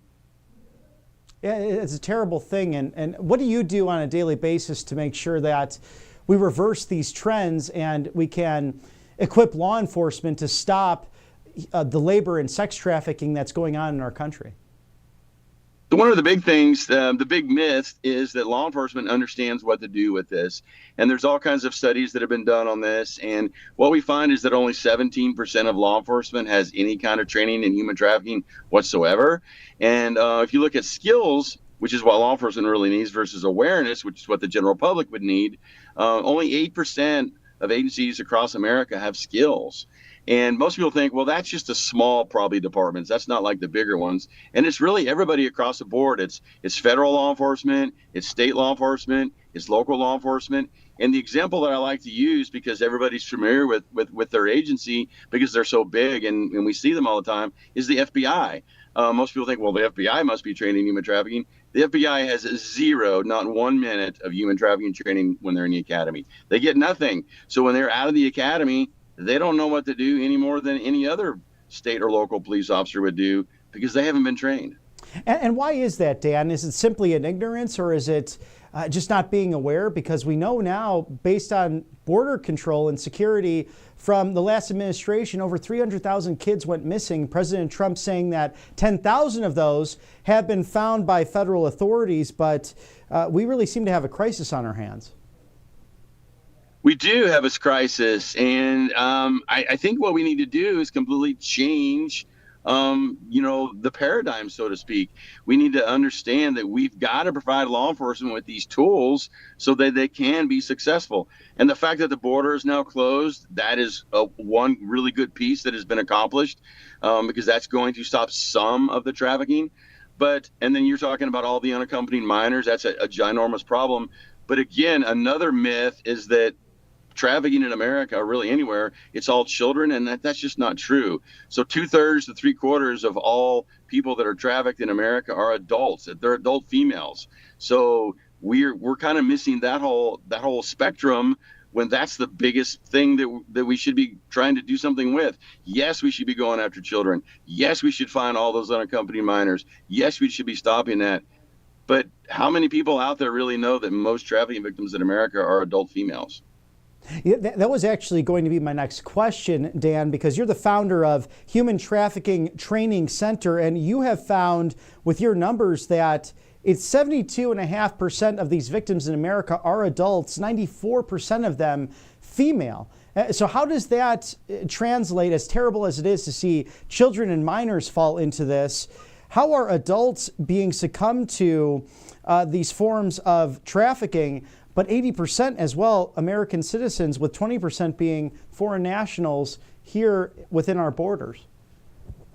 So really, trafficking really comes down to a couple of different issues. The first is really, it's about vulnerabilities. If you have vulnerabilities, and those vulnerabilities can be anything, right? They can be poverty, they can be that you are physically or sexually abused as a child, or you're addicted to drugs or alcohol. They can be a whole host of issues that create vulnerabilities. Traffickers look for vulnerabilities, and then they look to exploit and utilize those vulnerabilities to get other people to commit criminal activity for them, which typically in sex trafficking, what we see is prostitution. We know that over 90% of persons involved in prostitution are under third-party control. In other words, they are being trafficked. The idea that all these people are out here committing prostitution on their own is really just a fallacy. It's really not accurate information. So that right there is, again, something that most people don't even understand or are aware of, because, we don't see that in Hollywood movies. We're not seeing that on Facebook or other places. So how would people know? How would people understand that that is taking place right in front of us? And that's something that I've noticed over my career that, probably before a decade ago, and my own work in nonprofits and now the media and politics, I thought trafficking really represented something like the movie Taken with Liam Neeson, which I'm sure it can happen like that. But this seems to be much more, although those people living within the shadows and hiding, it's much more than just simply students going over on a visa and then being kidnapped. There can be much more of an insidious nature of it when it comes to even family members who are trafficking those whom they should trust in many cases, is it not? Correct. So the idea that somebody is kidnapped, or your child's going to be kidnapped in America off the Target parking lot somewhere and trafficked, is really just not accurate. I mean, does that happen? Yeah, but it's super, super rare, right? That's just not what we see. So those movies, while entertaining, are not true and accurate. And you're 100% correct. We have groups in America that we refer to as the Big Five groups, and these are the people that are doing most of the trafficking in America. And what really freaks people out is, when we talk about Russian organized crime or Chinese organized crime or street gangs or the cartels, but the largest of all those groups is what we refer to as friends and family. This is your mother, this is your father, this is your husband, this is your boyfriend, this is your fiance. And of the mother or father, it's typically the mother that's the trafficker versus the father. So when people hear this, they're like, what? Somebody's mother is trafficking them? Somebody's husband or boyfriend or fiance is trafficking them? That is 30 to 40% of all trafficking in America. And it's such a disturbing fact to even hear something like that. But what are some of the tangible positives that your organization is moving towards in order to stop this from taking place in the United States? So if we train law enforcement to effectively go out and have skills, have tools on their tool belt to be able to go out and identify trafficking and then to investigate it properly and arrest traffickers, that's really the tip of the spear, right? So I'll just give you an example. Last year, we did 59 trainings in 28 states. We trained 6,888 police officers. Wow. They left our training and found 587 trafficking victims. And the quickest was 5 hours and 14 minutes, and the youngest person was 11. It happens immediate. I got a call today from the Austin, Texas area. We just did a training there, a month ago. The officers in that training have already found 6 trafficking victims. I mean, it happens everywhere we go. right? I've been in Louisiana and Mississippi the last couple of days training. It's like everywhere we go, typically within a week or two, people are calling going, yep, found 2 trafficking victims, found this trafficking victim, found that trafficking victim. When we train the police and give them the proper skills, they will find these trafficking victims and they will arrest the traffickers. Now, is there any legislation that can happen at a state level or a federal level in order to help assist with these efforts? And is there anything that a private citizen can do to be aware of this, perhaps trainings or other things that they can do in order to make them aware of what might be going on within their communities? Sure. So it's important for the community to be involved. This is not a problem that just law enforcement is going to solve by itself. There's only so many police, right? And when you have the community that's involved, their eyes, their ears, they're out there, they're seeing things, right? And then they can report that to law enforcement. And there's lots of ways that they can be trained and they can figure out, what it is that I should be looking for. We have a training on our website at the humantraffickingtrainingcenter.com where you can show up as a community member. You can purchase this training. It's a very, very comprehensive training. It's not like the typical 15-minute training that you're going to find online. It's like 3 hours. And it shows you all this stuff about trafficking and shows you that you can be aware. And then you can be that good steward. You can be that good citizen, that good community member. And then if you see something, you can, of course, report it. We learned after 9/11, if you see something, you say something. And that totally applies with trafficking. And before we part ways, Dan, is it true in saying that human trafficking is in every community in America and that it is the biggest criminal profiteering racket, perhaps, in the entire world? In other words, is America the biggest consumer of human trafficking? Actually, more trafficking takes place in China than any place in the world. America is definitely in the top 10 for sure, but it is the second largest criminal enterprise in the world currently, and some estimates have that it will pass drug trafficking within the next 15 years and become the largest criminal enterprise in the world. So yeah, it is a big thing, and we need to do something about it. Well, we're praying for your success. And again, humantraffickingtrainingcenter.com. You can find all of those resources there. But what else can be done in order to counter this? And for those interested, where can they find your great work, Dan Nash of the Human Trafficking Training Center?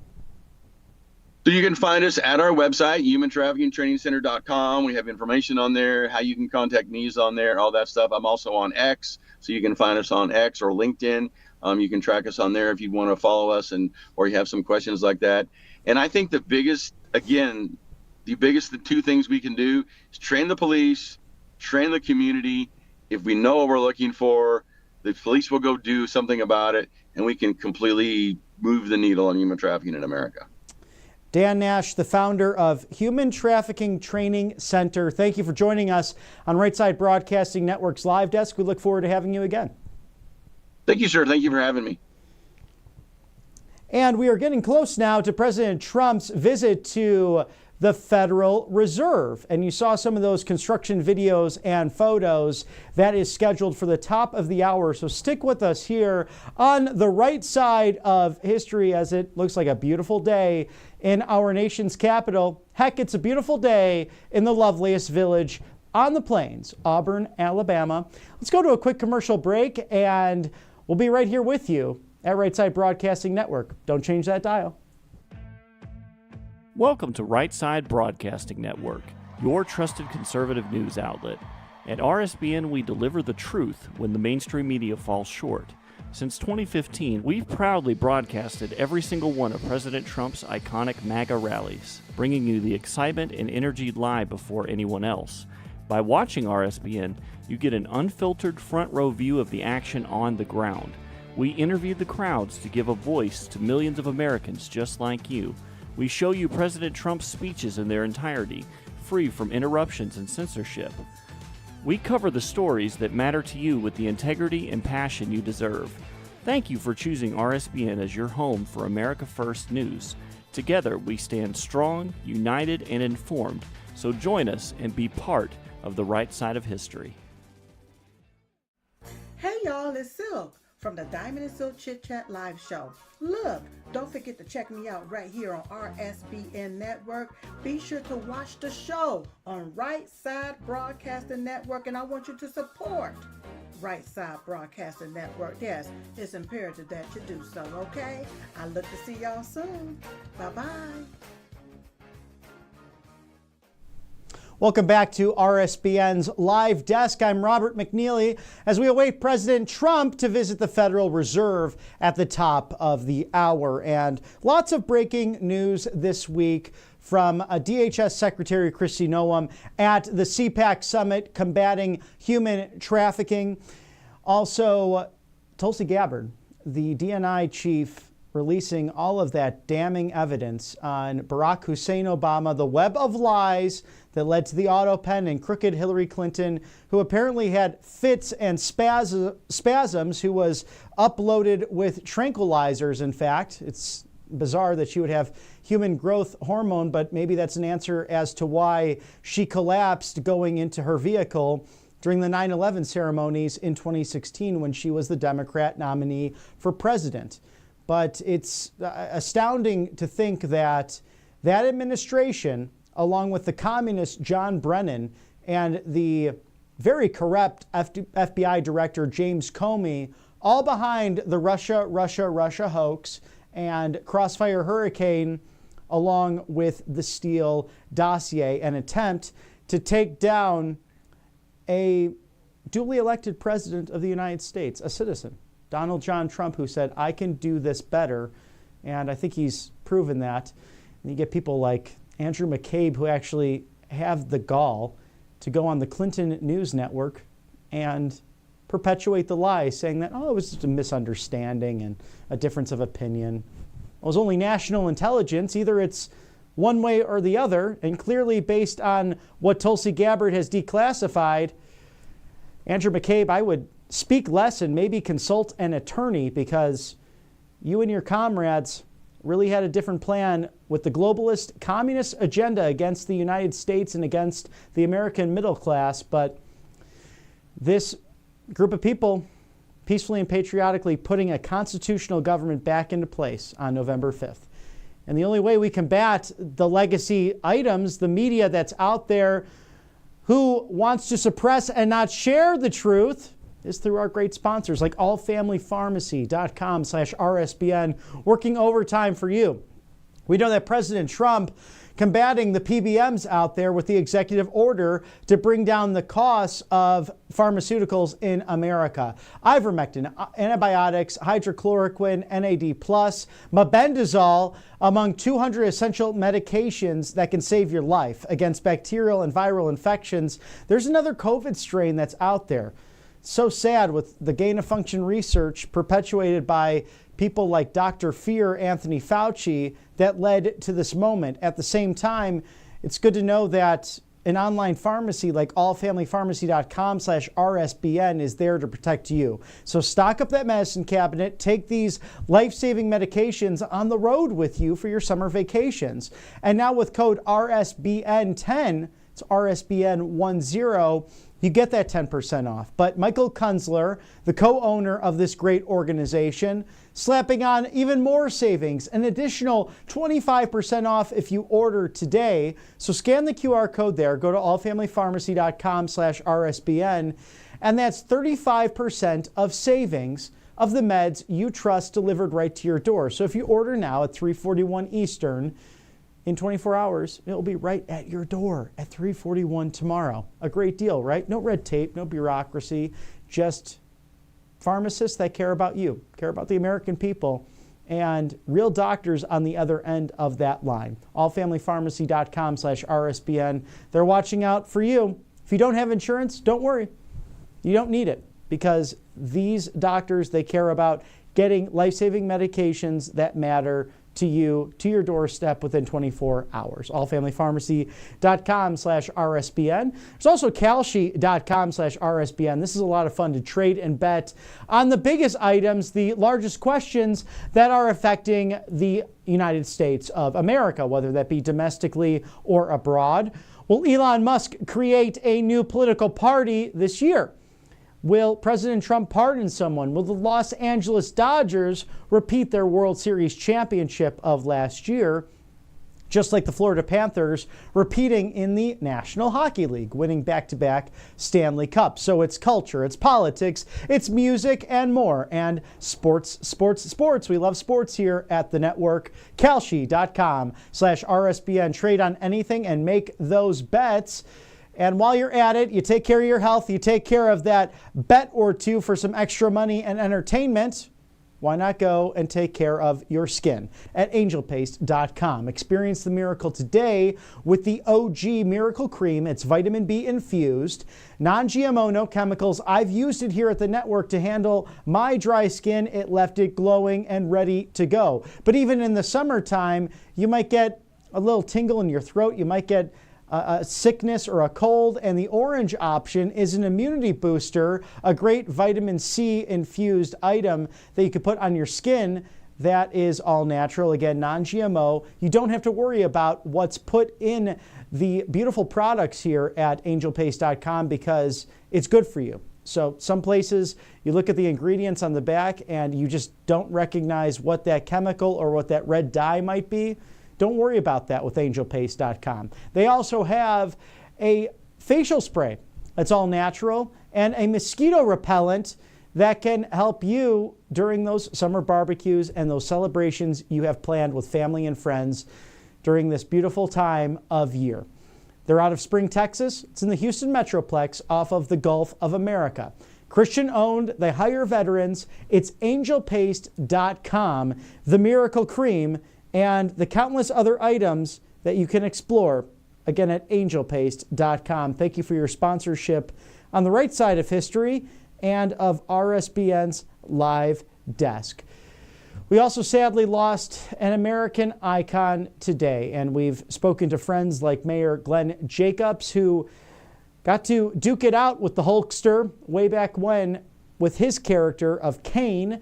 And what a joy it was to speak to him today, just by coincidence. But we lost a true American hero. As President Trump stated on Truth Social, we lost a great friend today, the Hulkster. Hulk Hogan was MAGA all the way. Strong, tough, smart, but with the biggest heart. He gave an absolutely electric speech at the Republican National Convention. That was one of the highlights of the entire week. He entertained fans from all over the world, and the cultural impact he had was massive. To his wife, Sky, and family, we give our warmest, best wishes and love. Hulk Hogan will be greatly missed. He was a real American. He fought for the rights of every American citizen and generously, graciously volunteering that time and spreading the gospel of Jesus Christ later years in his life. As we have a video now, a tribute from the Republican National Convention just last year of the Hulkamaniac himself, Terry Bollea. May he rest in peace.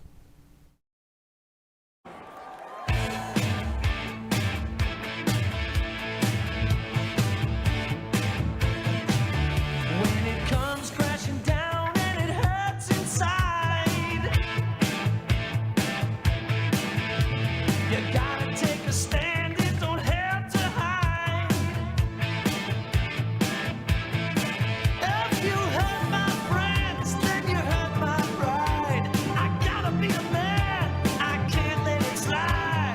I am a real American, fight for the rights of every man. I am a real American, fight for what's right, fight for your life.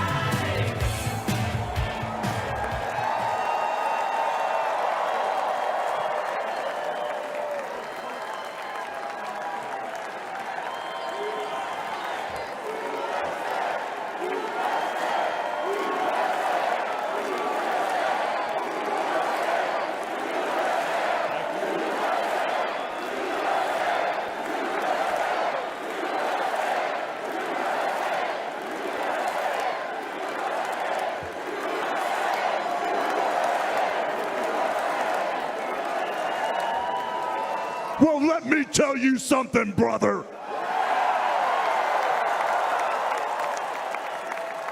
You know something?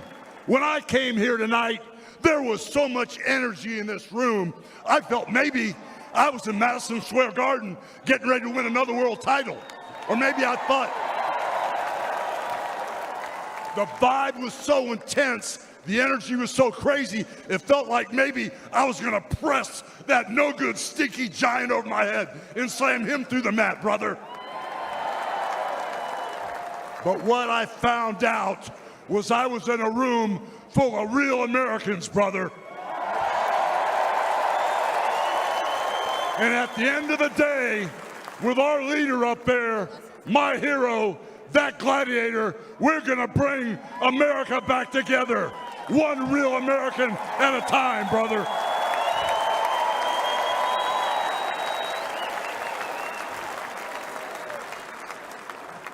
You know something? I've seen some great tag teams in my time.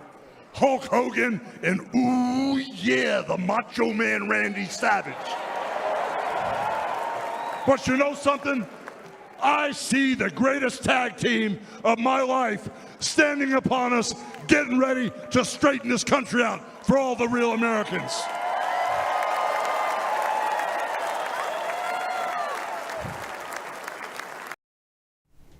And Vice President J.D. Vance stating online that Hulk Hogan was a great American icon, one of the first people I ever truly admired as a kid. The last time I saw him, we promised we'd get beers together next time we saw each other. The next time will have to be on the other side, my friend. Rest in peace. Beautiful words, and I can share in that. I'm not too far away in age from the vice president. He was fun to watch growing up. Hulk Hogan, the Hulkamaniac himself, such a passion for the United States of America and that character he played. May God be with Terry Jean Bollea, someone who really put a smile on everyone's face, whether it was in the wrestling ring, from the World Wrestling Federation to World Championship Wrestling, which came under the cloak and umbrella of World Wrestling Entertainment, but as Thunder Lips in Rocky III, to paving the path for countless athletes, but also those in public service and those in reality television. He was someone who was truly an American icon, a family man. And again, rest in peace. May God be with you. Eternal light grant and shine upon him, Lord. Terry Jean Bollea, Hulk Hogan, passing away today. A very sad day in America, but countless support and love being shared by the president, the vice president, and from the RSBN family here today as we await President Trump to visit the Federal Reserve at the top of the hour, and countless wins this week for this White House, whether it's the Japanese trade deal, to the Indonesian trade deal, to the Philippines trade deal, and a CPAC summit on combating human trafficking, talking about this terrible scourge that really has to go away in America, and countless organizations, both public and private, working to do just that, with this cabinet working overtime to stop human trafficking, whether it's Kristi Noem at the Department of Homeland Security, to Border Czar Tom Homan, to Attorney General Pam Bondi, also to FBI Director Kash Patel. And this does all tie back to the Epstein files. This ties back to an open border. Just where the hell was Merrick Garland, the Attorney General, during AutoPen? Why did that unsecured border remain open under Alejandro Mayorkas? Because it led to fentanyl poisoning. It led to illegal aliens who had huge criminal rap sheets being let out.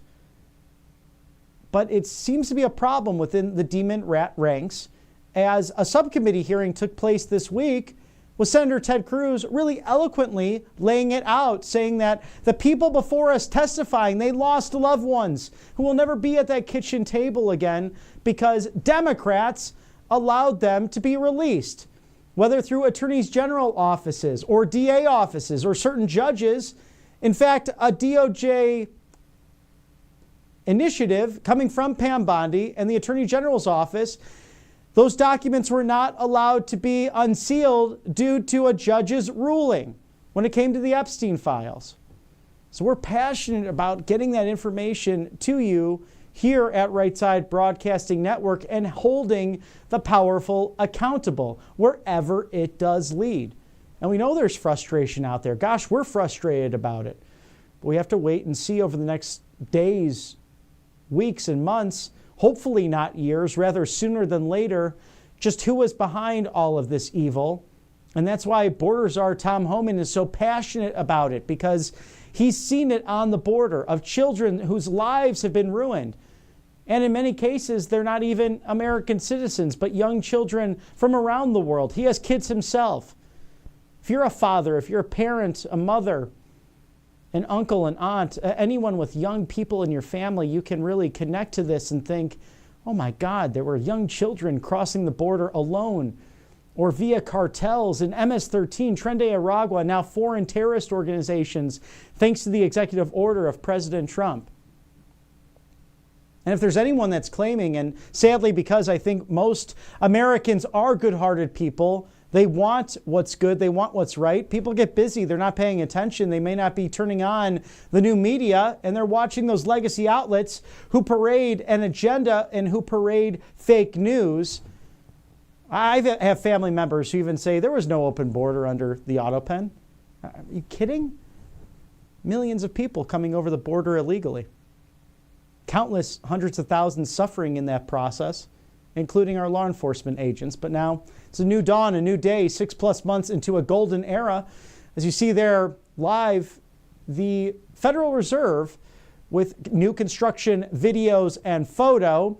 And President Trump should be touring that in several minutes from now. We'll take you there live to look over that, as he's had very critical words for Mr. Jerome Powell, who should be out in the next few months, who refuses to lower the rates, who seems to be a deep state globalist in his own right, with no regard for the future of Americans' finances and just wanting to buy that first home. That American dream seems to be harder and harder for countless young Americans as they have to work more often or even with multiple jobs in order just to stay afloat. We see that throughout the country, even with all of these billions coming in thanks to the tariffs, thanks to the new trade deals that the administration is putting out there, with the leadership of people like Secretary of Treasury Scott Bessent, working overtime, traveling almost as many miles as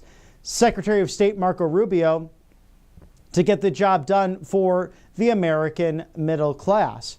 But President Trump will be surveying the Federal Reserve moments from now, as we know that the promises have been made and the promises have been kept. And what a relief it's been from just 1 year ago when the auto pen dropped out of the presidential election. And we saw what happened from there. The great Secretary of Health and Human Services, Robert F. Kennedy Jr., pushed out of the Democrat primary thanks to the powers that be, ran as an independent, later suspending his campaign for the presidency and teaming up the Maha movement with the MAGA movement in order to save this great country of ours. As he mentioned, he prayed on his knees for 19 years, God, please bring me the person or the team necessary to make America healthy again. And he said those prayers were answered in the form of Donald John Trump. And we saw that endorsement at that incredible Turning Point Action event in Phoenix, Arizona, the bringing together of two American iconic names, Trump, Kennedy, conservative Republicans, liberal Democrats coming together to save America.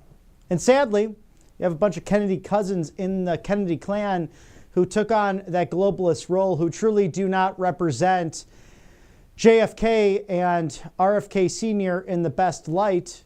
Even Ted Kennedy, the liberal lion of the United States Senate, was not nearly as far left as Caroline Kennedy and the globalists who are in that family. But we know that sadly some Kennedys, some Bushes have decided to take the lane of making a lot of money, being in the rooms where it happens with the uniparty globalist deep state League of Shadows, but not someone like Secretary Robert F. Kennedy, who wins every week because he chooses to fight, just as President Trump has done for nearly a decade, something he did not have to do. You know, it's always fun to remind liberal friends that President Trump does the job for $1 per quarter. He donates the rest of that and has continued that pledge ever since coming back into office just over 6 months ago now, on January 20th of this year. Yesterday, there was wide acclaim for President Trump's visionary AI plan that is changing the scope of energy in this country, AI production, also national and international security. We know that last week he was in Pennsylvania at the invitation of Senator Dave McCormick, surrounded by business leaders and labor union leaders, in order to discuss why nuclear energy, drill baby drill, clean, beautiful coal, so necessary, as President Trump puts it. He joked yesterday at the AI summit that I've instructed everyone to say beforehand it must be clean and beautiful when talking about coal.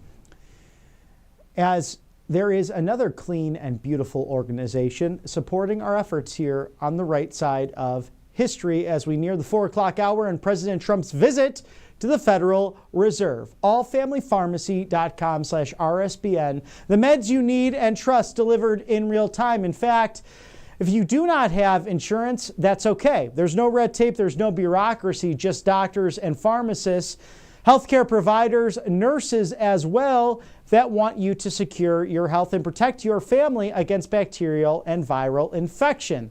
Ivermectin, hydrochloroquine, NAD+, antibiotics, 200 essential medications, including methylene blue, all there for you and your family members. 2 hours ago, when we came on this live broadcast, we spoke with Michael Kunzler, the co-owner of this fine organization.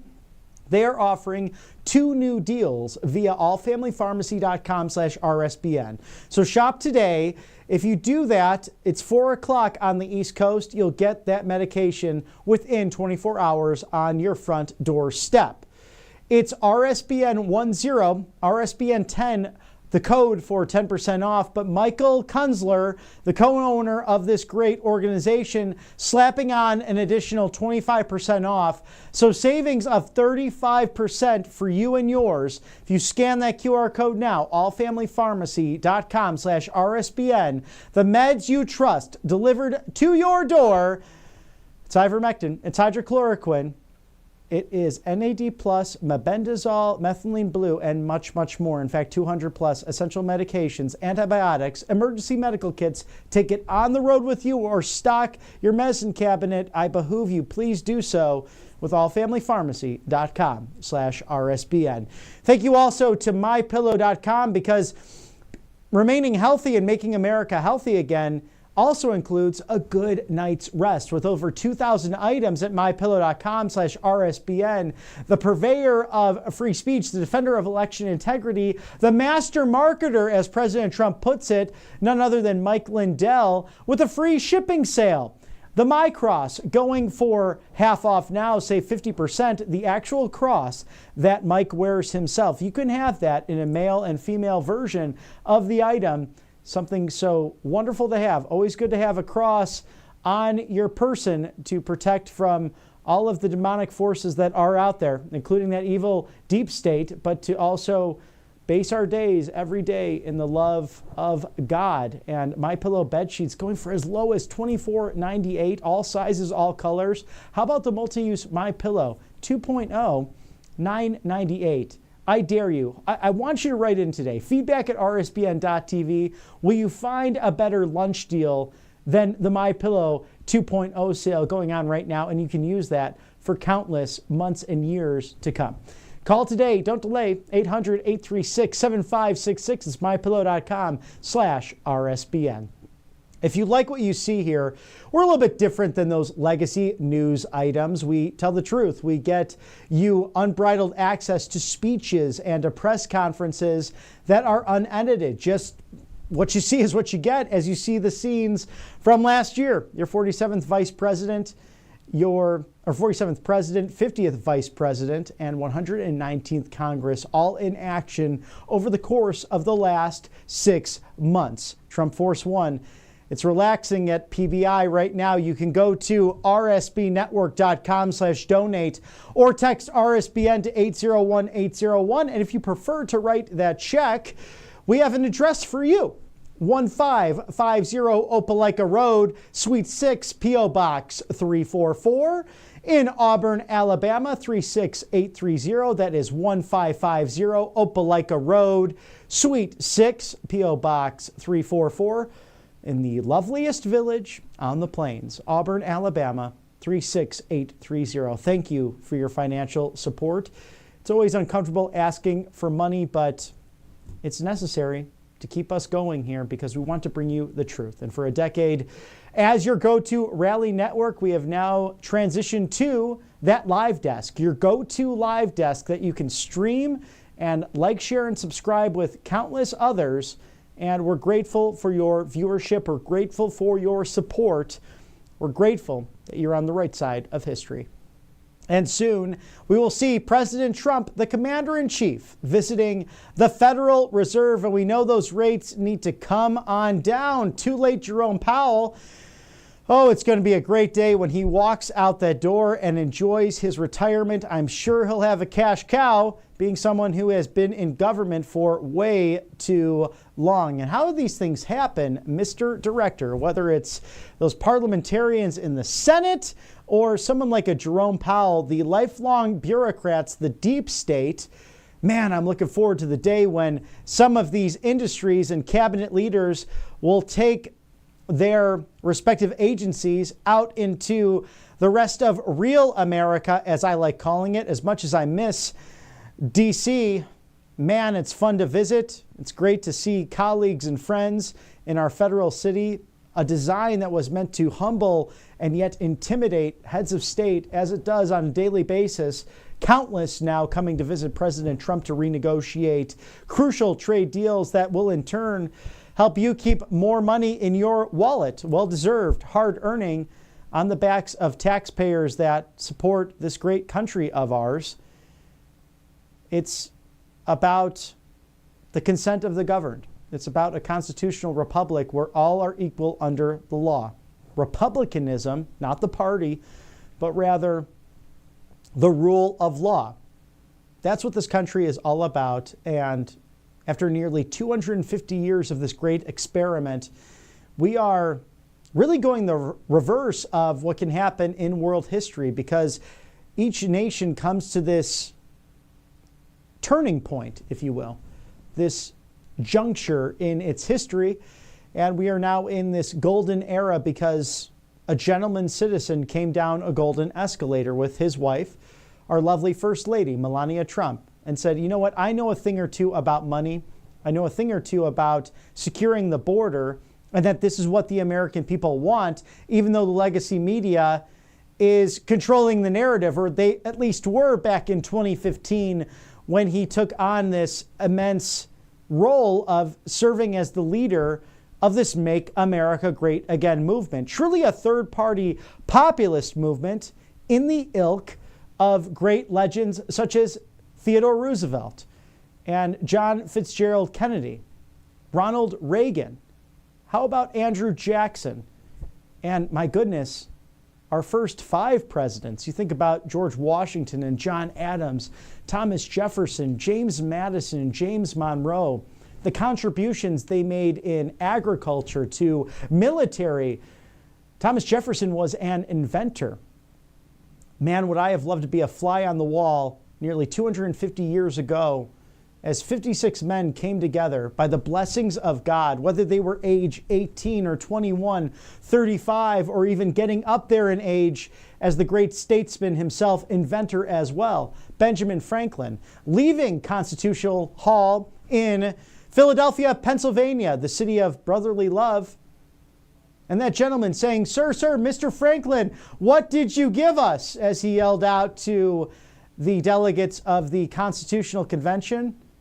And Benjamin Franklin, the great statesman, responded, a constitutional republic, sir, if you can keep it. and we've been able to do that. And we're born for such a time as this to continue that mission that is this gift from God. We'll toss it now to President Trump at the Federal Reserve.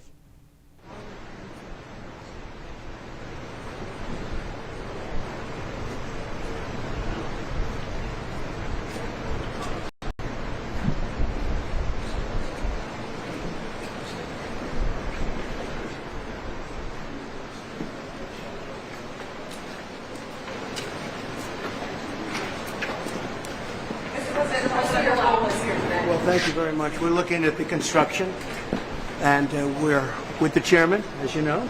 Chairman, come on over.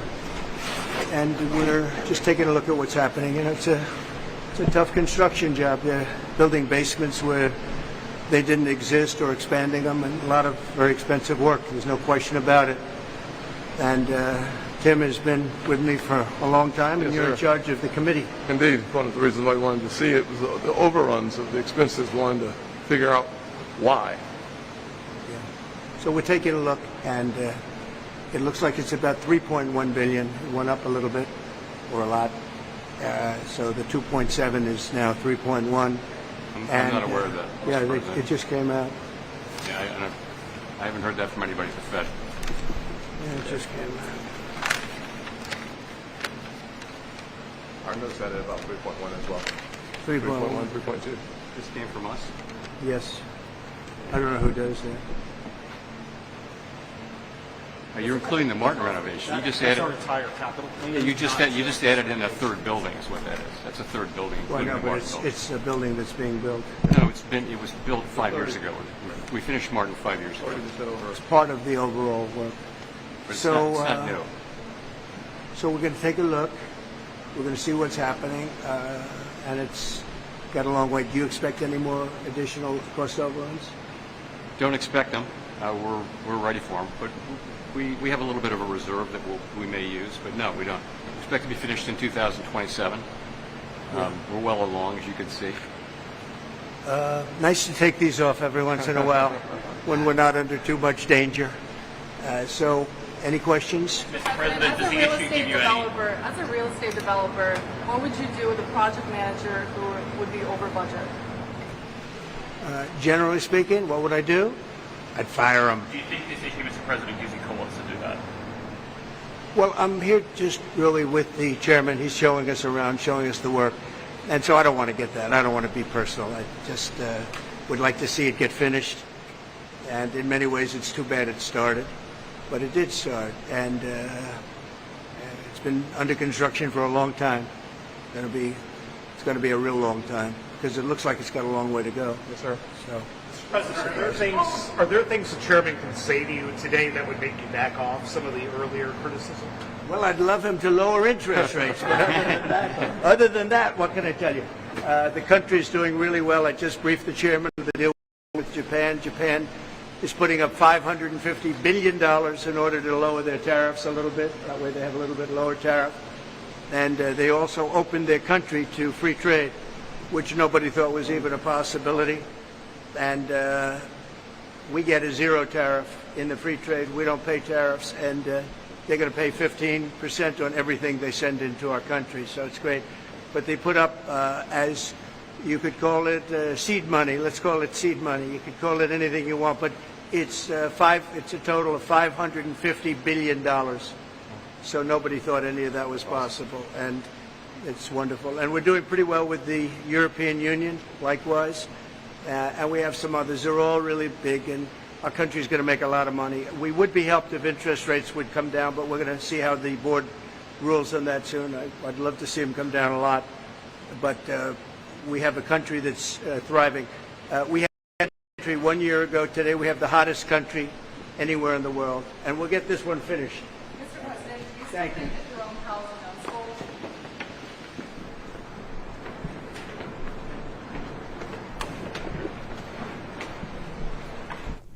Two observations out the gate. Where is Senator Tim Scott's hard hat? So that's a little bit concerning to me. But other than that, Jerome Powell needs to resign. I mean, what a curmudgeon. I mean, what a jerk. It's incredible to act like you have that much attitude next to the President of the United States as he being so graciously touring what's going on there. And by the way, you work for the American people, Jerome Powell. So if you can't be up to the task, if you're going to be too late as you always are, there's the door.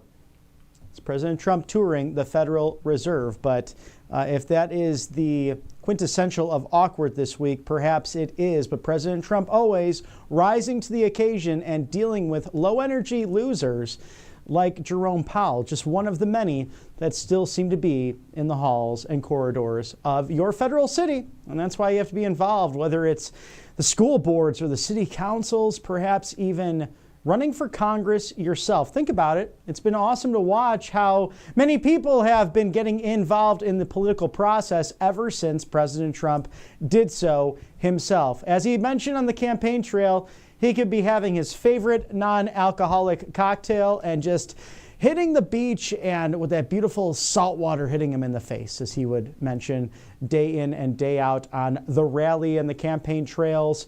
And always brought a smile to my face. But he said, I'm not one for just laying out. I got to go to work. I love to work. That is President Trump's mantra, and we see it in action as we've seen it all week. Speaker Mike Johnson mentioning in impromptu press conferences that President Trump really gave a masterclass specifically in the new trade deal with the Japanese government in the Oval Office just the other night. $550 billion totaling all of that, and access into the Japanese markets, but also the Japanese having the opportunity to come into our markets as well. We'll have more official remarks from the President of the United States forthcoming, so stay tuned here at Right Side Broadcasting Network's live desk. This is also on top of the Philippines trade deal and the Indonesian trade deal, where you have a 19% tariff rate that they have to adhere to in order to access United States markets. And it was fun to take a quick tour of the historical record of the United States and the Philippines that has lasted now over 100 years. And that's really in thanks to another great populist, Theodore Roosevelt, President of the United States, and once a Rough Rider, as he put it. Think about his time and how technology advanced.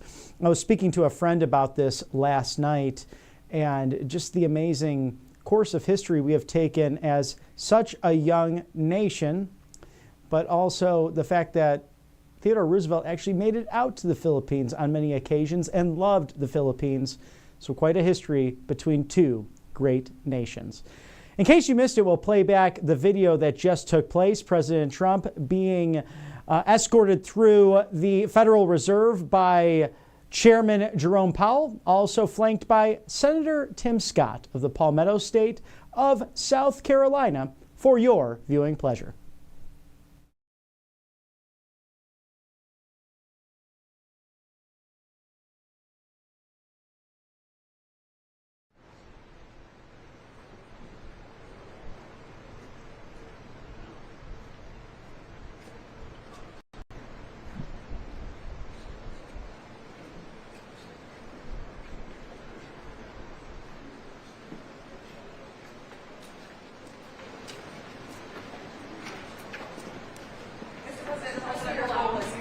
Thank you very much. We're looking at the construction, and we're with the chairman, as you know. Chairman, come on over.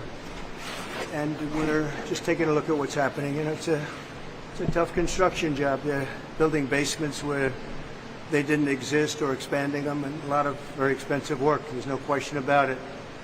And Tim has been with me for a long time, and you're in charge of the committee. Indeed. One of the reasons why I wanted to see it was the overruns of the expenses. Wanted to figure out why. Yeah. So we're taking a look, and it looks like it's about 3.1 billion. It went up a little bit, or a lot. So the 2.7 is now 3.1. I'm not aware of that. Yeah, it just came out. Yeah, I haven't heard that from anybody at the Fed.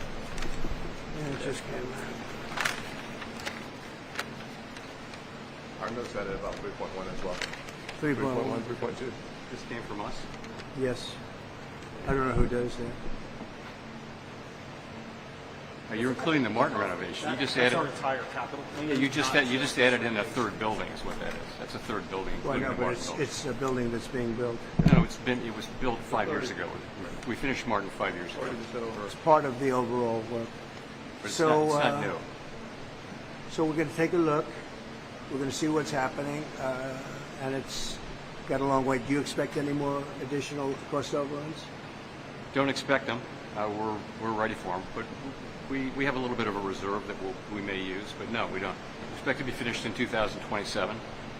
We're well along, as you can see. Nice to take these off every once in a while when we're not under too much danger. So, any questions? Mr. President, does the issue give you any? As a real estate developer, what would you do with a project manager who would be over budget? Generally speaking, what would I do? I'd fire them. Do you think this issue, Mr. President, gives you cause to do that? Well, I'm here just really with the chairman. He's showing us around, showing us the work. And so I don't want to get that. I don't want to be personal. I just would like to see it get finished. And in many ways, it's too bad it started. But it did start. And it's been under construction for a long time. It's going to be a real long time because it looks like it's got a long way to go. Yes, sir. So.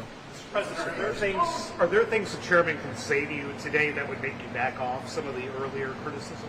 Well, I'd love him to lower interest rates. But other than that, what can I tell you? The country's doing really well. I just briefed the chairman of the deal with Japan. Japan is putting up $550 billion in order to lower their tariffs a little bit. That way they have a little bit lower tariff. And they also opened their country to free trade, which nobody thought was even a possibility. And we get a zero tariff in the free trade. We don't pay tariffs, and they're going to pay 15% on everything they send into our country. So it's great. But they put up, as you could call it, seed money. Let's call it seed money. You could call it anything you want, but it's a total of $550 billion.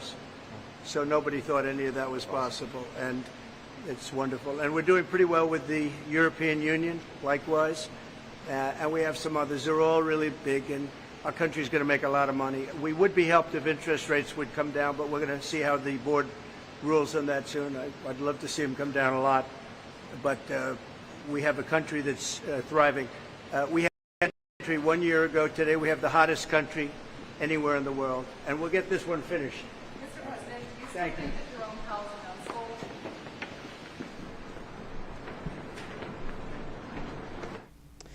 Reminds me of when President Trump was touring alligator Alcatraz down in the Everglades in the Sunshine State of Florida.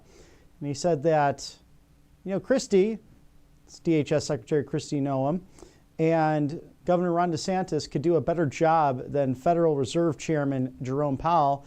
So maybe that's the next gig for Governor Ron DeSantis of the free state of Florida, because he would definitely do a better job at the construction at that site than the curmudgeon you saw there, Chairman Jerome Powell. But I'll digress, as you should wait for President Trump forthcoming in this broadcast. He'll be stepping up to the podium, giving some more thoughts. So we are waiting on President Trump as he continues this tour of the Federal Reserve to speak with in-town press pool and countless others as we cover everything inside and the outside of the Beltway for you, including that AI summit that was just yesterday. President Trump detailing how America will win this artificial intelligence race, including the fact that he doesn't like the term, but that we have the best in the country, perhaps the world, working on this issue. Now, Anthropic stating that yesterday the White House released Winning the Race, America's AI Action Plan, a comprehensive strategy to maintain America's advantage in artificial intelligence development. We are encouraged by the plan's focus on accelerating AI infrastructure and federal adoption, as well as strengthening safety, testing, and security coordination. Many of the plan's recommendations reflect Anthropic's response to the Office of Science and Technology Policy's prior request for information and the alignment between many of our recommendations and the AI action plan that will bring this prowess to America demonstrates a shared understanding of AI's transformative and influential power that has the potential and the urgent actions needed to sustain American leadership. We look forward to working with the administration to implement these initiatives while ensuring appropriate attention to catastrophic risks and maintaining strong export controls.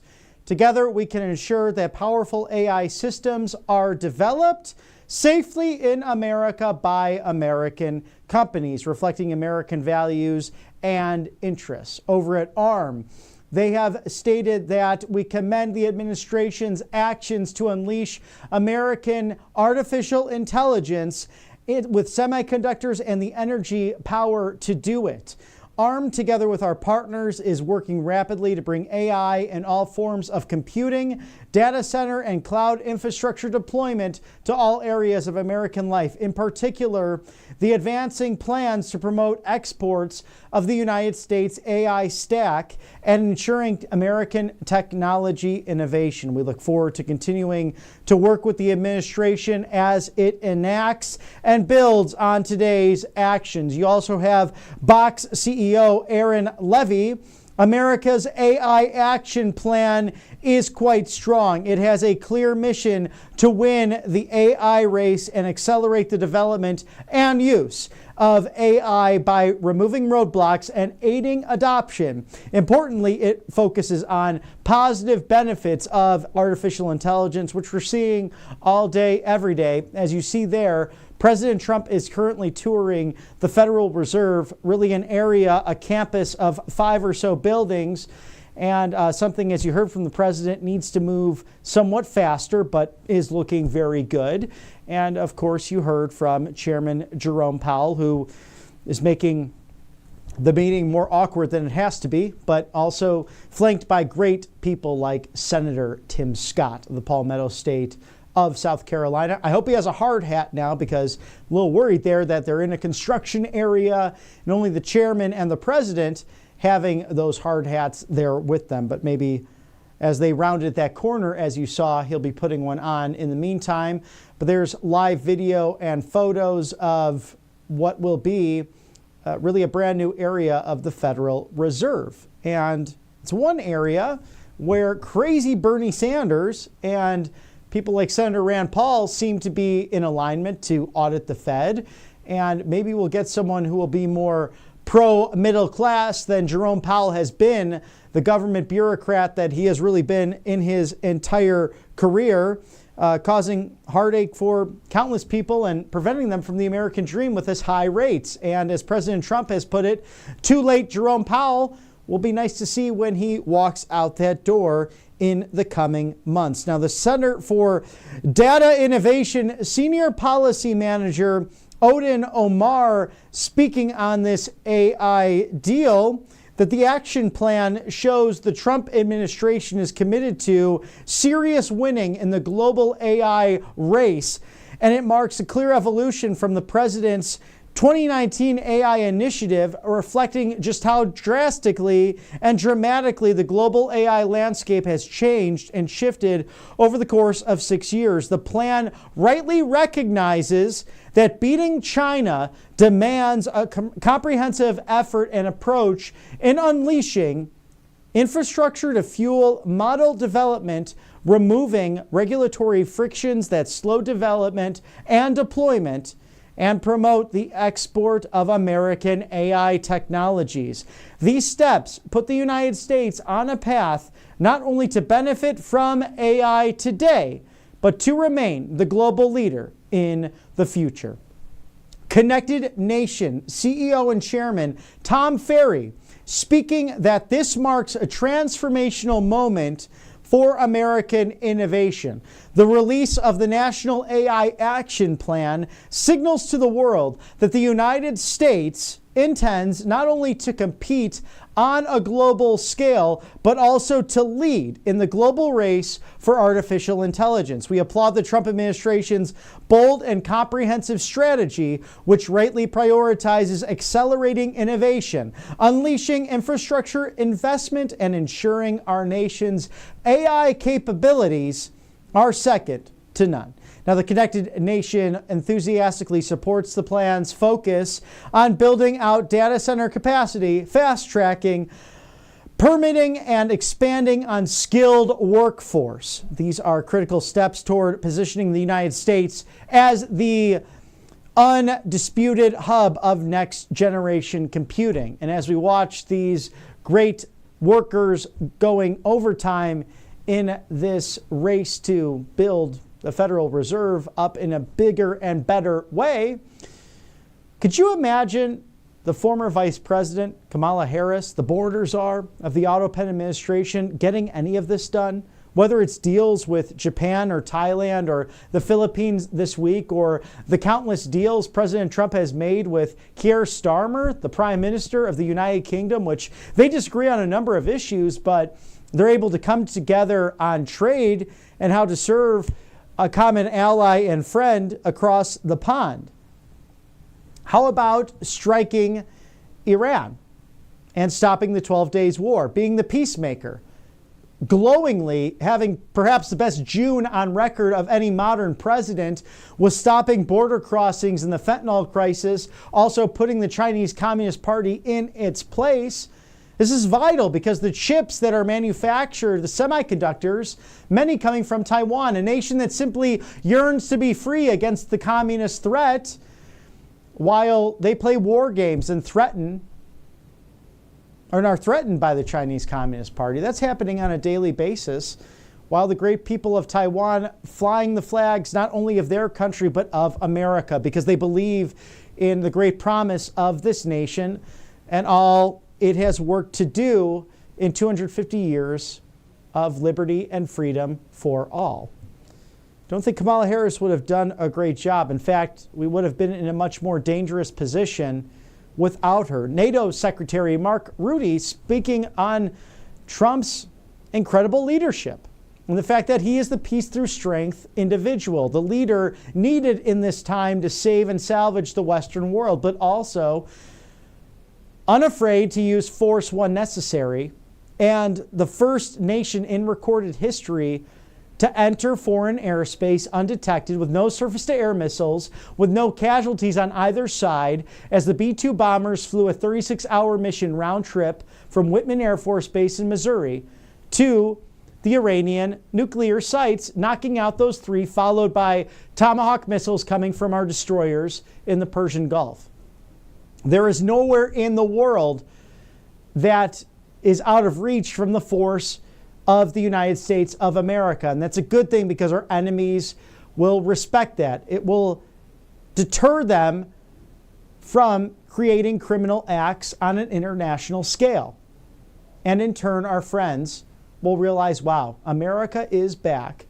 And as President Trump has put it on countless occasions from the Oval Office mostly, but this country was dead a year ago under the cognitive disability of the Autopen, who was too busy enjoying his beach house and enjoying rest and relaxation almost on a daily basis in Delaware, while going up and barely being able to order an ice cream cone, or falling over on his bike, or falling while walking up the steps onto Air Force One. And it's not to make fun of someone's age or really to give them a sort of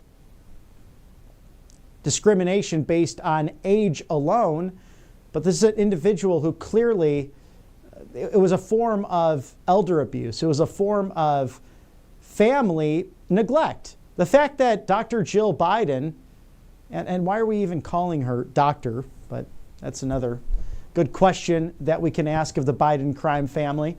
Why would you parade your spouse in such a way? Was ripping off the United States while you're a vice president, was that not enough? Was it not enough to have Cocaine Hunter in the White House stating that he was in the clear on a daily basis? What about that laptop from hell? That was Russian collusion. that was hidden by the forces and the powers that be within an administration who might just be guilty of treason. We'll see where that road leads as we are here with you at RSBN Live, watching what is a complete 180 over the course of 1 year from last July. We'll go to the president right now at the Federal Reserve.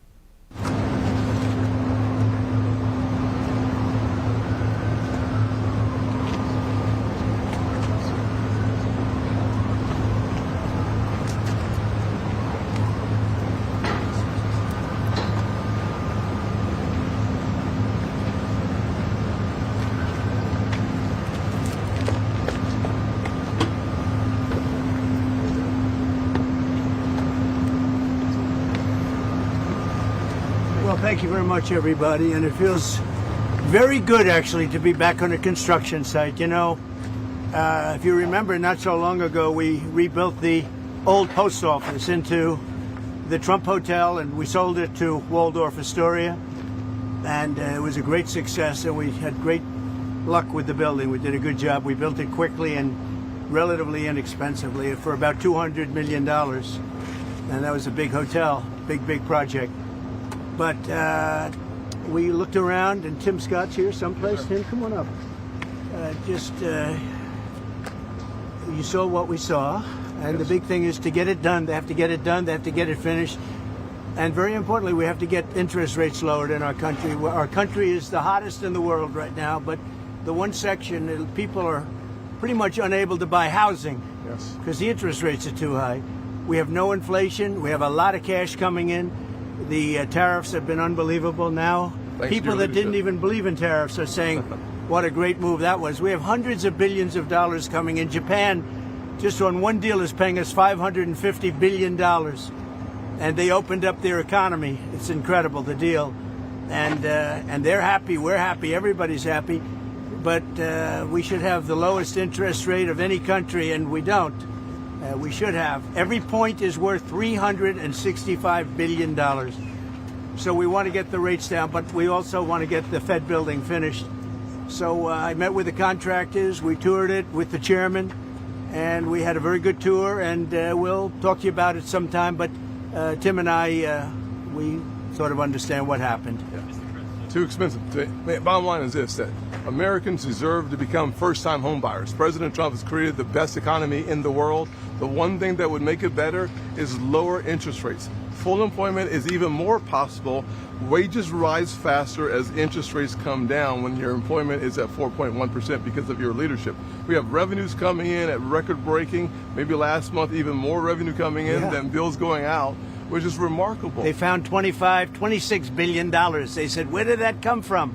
Nobody, I think that's been many decades since that happened. I can't remember that. They found $26 billion last month, and they said, where did that come from? I said, why don't you try the tariffs? Said it was true. We're taking in hundreds of billions of dollars, and our country's doing great, and we have no inflation, and the numbers, the job, everything is good. The one thing we have to do is get housing prices down and the interest rates down so people can buy the house, because they're all making money, but they can't get the interest rate down. We have to. Amen. All right.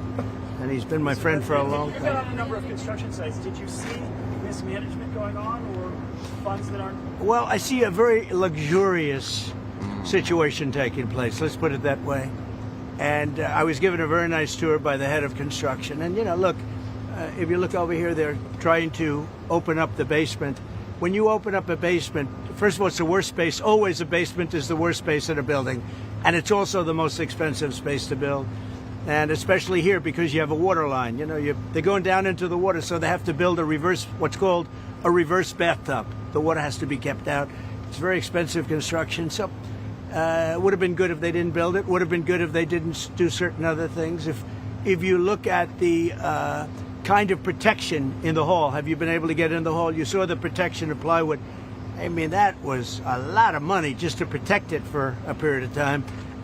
I would have done it very gingerly and easily and not have to spend, millions of dollars on protection. And there are things that could have been different. Look, there's always Monday morning quarterbacks. I don't want to be that. I want to help them get it finished. It's been going on for years, and I want to help them get it finished. And What we really want to do, and I think I can speak for Tim, and I think I can speak for the entire Senate, we can speak for everybody, frankly, is we want to see interest rates come down. Our country is booming, and the interest rates is a final little notch. And if you look at Europe, they've lowered 11 times in a short period of time. We've lowered 0. And, they are competition, although we're in the process of probably making a very good deal with them, too. They want to make a deal very badly. So we're making a deal. We just completed our deal with Indonesia. We just completed our deal with the Philippines. We're making unbelievable deals, and the money is pouring in. We want to get interest rates down. But on interest rates, at some point, does the level of interest rates now slow economic growth? Yeah, it never helps it if it's high. Never helps it. Well, it's already as good as we're doing. Think of how well we'd be doing. We'd be like a rocket ship. As good as we're doing, we'd do better if we had lower interest rates. And we should. We're prime. Don't forget, without us, the whole world collapses. So we should have the lowest interest rate because, you can talk about Switzerland, you can talk about wonderful countries, no debt, but without us, everything collapses. We should have the lowest interest rate. And if you took it down 3 points, not a little bit, but 3 points, if you got us down to 1, we would save more than $1 trillion, basically with just a paper transfer. You wouldn't be cutting costs of anything. You wouldn't be building anything. Just a move of the hand saying we're going to lower interest rates. You would save $1 trillion a year. And there's nothing you can do to save that kind of money. Well, we had a little talk about it, and I thought it was a very productive talk. He'll be able to tell you at his next meeting, but I will say that he did say the country is doing really well. And the country is really doing well. Mr. President. Yeah, please, go ahead. How would you describe your talk with him? Did you say that the energy was tense? Did you probably No, I didn't think it was tense. No, I thought we had a good meeting. No, there was no tension. I think he had more tension with my great senator to the right. He's a pretty tough cookie. He was, you might say. Bottom line is we had an honest, candid conversation about some of the overruns at this building.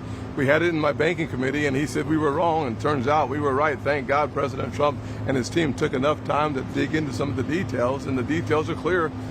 We need to get this project done. We would like to keep it where it is or a little lower, but at the end of the day, the point is that instead of talking about interest rates, instead of talking about first-time home buyers, instead of talking about the heat in our economy, that's a good thing. We're talking about an overrun on the Federal Reserve building as opposed to the Federal Reserve objective of lowering and keeping our economy full. As an example, they built parking spots under a building next door. Really expensive. That's very expensive. When you're starting to build parking lots, underground parking lots, that's a very expensive thing. A lot of people I know, they park their car and they walk a block or 2 blocks or something. But it is a very expensive thing. But that is what it is, and that's okay. Is this project a fireable offense? What? Is this project a fireable offense for Jerome Powell? Look, I would love to see it completed. I don't want to put that in this category. It's a very complex thing that could have been made simple. I built a great hotel, and the great hotel that everybody in this group knows very well, it's called the Old Post Office, and it's a much bigger project than this, and I spent $200 million building it. And it was taken down to the steel, for the most part, taken down, you've seen it go up. And I built it quickly, and I built it for $200 million. That was a much bigger job than this. It spent $200 million, and it's got marble bathrooms, the top fixtures, the best of everything, all brand new. So, this is a very expensive job. I don't know. It got out of control. And that happens. It's a shame. Are you negotiating on auto tariffs? Your auto tariffs... No, I'm not negotiating on auto tariffs. Does EU looking at 15% like Japan? Well, it depends. What Japan did is they brought down their tariffs. They gave us $550 billion because they didn't want to pay 20. They were 28%. And they gave us $550 billion up front. 100%, 500. We get 90, they get 10. 90%, they get 10. And there's no payment. It's not a loan or anything. It's a signing bonus, I call it. but they gave us $550 billion and took down the tariffs a little bit, and then they agreed to open their economy to everybody. This was not easy. This took, a lot of people walked out of rooms and things. Sometimes they walked out of rooms, went back to Japan. Right. I said, where are they? They went back to Japan, and then they called and they said, can we make a deal? They came back a couple of times. This happened. This was, as you know, it was over a period of months, and ultimately they agreed to open their economy. Now, the opening of the economy is worth more than $550 billion, the payment that they made. It's worth more. So between that and the payment, we reduced it down to 15%, but they were at about 28%, and then they bought it down, basically. But could other countries buy it down? Yeah, I would let other countries buy it down. Sure. Mr. President, do you feel better or worse about your relationship with Fed Chairman after this meeting? I feel good about it. I mean, look, I have one dispute, and the dispute is there could be some things with money and, where it comes from, how it's come from, how it's printed, where it's printed, all of the standard things with the Fed. But I just want to see one thing happen. Very simple. Interest rates have to come down. If the interest rates don't come down, we're knocking it out of the park with high interest rates. If interest rates come down, then that final little element kicks in. That's housing. And the sad part is that people, wonderful young people, young couples starting off, they can't get a mortgage because the rates are too high. Tim knows that better than anybody, I think. But Mr. President, if the rates are hurting families in the country, why let that keep going for another 8 months? Why not just fire them? Because to do that is a big move, and I just don't think it's necessary. And I believe that he's going to do the right thing. I believe that the chairman is going to do the right thing. I mean, it may be a little too late, as the expression goes, but I believe he's going to do the right thing. The fact is, it's so big what's taking place in America, where the king of Saudi Arabia says you have the hottest country anywhere in the world, and I thought you were dead 1 year ago. I thought we were dead. I just left NATO, as you know. They're agreeing to pay 5%. We're not paying anything. We send them they pay for 100% of everything now for the war, Ukraine. But I just left NATO, and every one of those leaders said, every country, they said, and very smart countries, very successful countries, frankly, and every one of them said you have the hottest country in the world. We did that over a period of a year, less than a year. I mean, if you think, they say a year ago we were dead, and today. So I'm here 6 months, and we did it over, and we had the help of men like this and people like standing right behind me. They're great. They're great professionals. They really are. They're great professionals, and in a short period of time, we made it the hottest country in the world. With all of that being said, we'd like to see, we can always do better, and we can do better if interest rates come down. Good job you do. You do a nice job. I watch you a lot. Thank you. I appreciate that, Mr. President. Do you have a name in mind to replace the chairman? I do. Or one person? 2 people. Maybe 3. Any clues? I'd pick him, but I think he's not leaving the Senate. No, sir, I'm not. I'd pick Tim. Thank you. No, there's no pressure. No. We want to have, his term comes up soon. I think he's going to do the right thing. Everybody knows what the right thing is.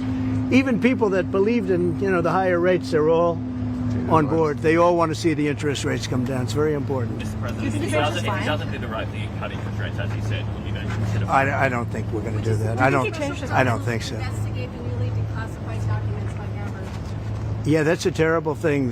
I have great respect for Tulsi and the documents they found on President Obama. Frankly, it was an Obama thing, but it was the people that worked under him also working with him.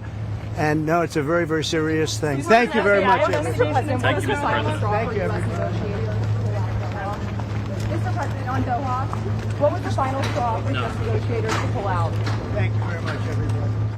And President Trump laying out there that our country is growing rapidly, our economy doing so well, inflation coming down. Really the last piece of the puzzle, lower the Fed rates. Chairman Jerome Powell, what are you doing? If you aren't looking to benefit this great country, just go on and retire. God knows you have great benefits being a government employee for how long now? I mean, you've really failed the American people, Jerome Powell. But as President Trump put it, he now has 3 in mind, and maybe Senator Tim Scott would be great for that role as chairman of the Fed, but he said he's going to stay in the Senate. But I think that's a good move. We'll see what happens here in the coming weeks and months. Thank you to allfamilypharmacy.com/RSBN for covering this brilliant broadcast filled with countless different breaking news items, but also the life-saving medication you need. Please, please, please put this in your medicine cabinet. Take it on the road with you.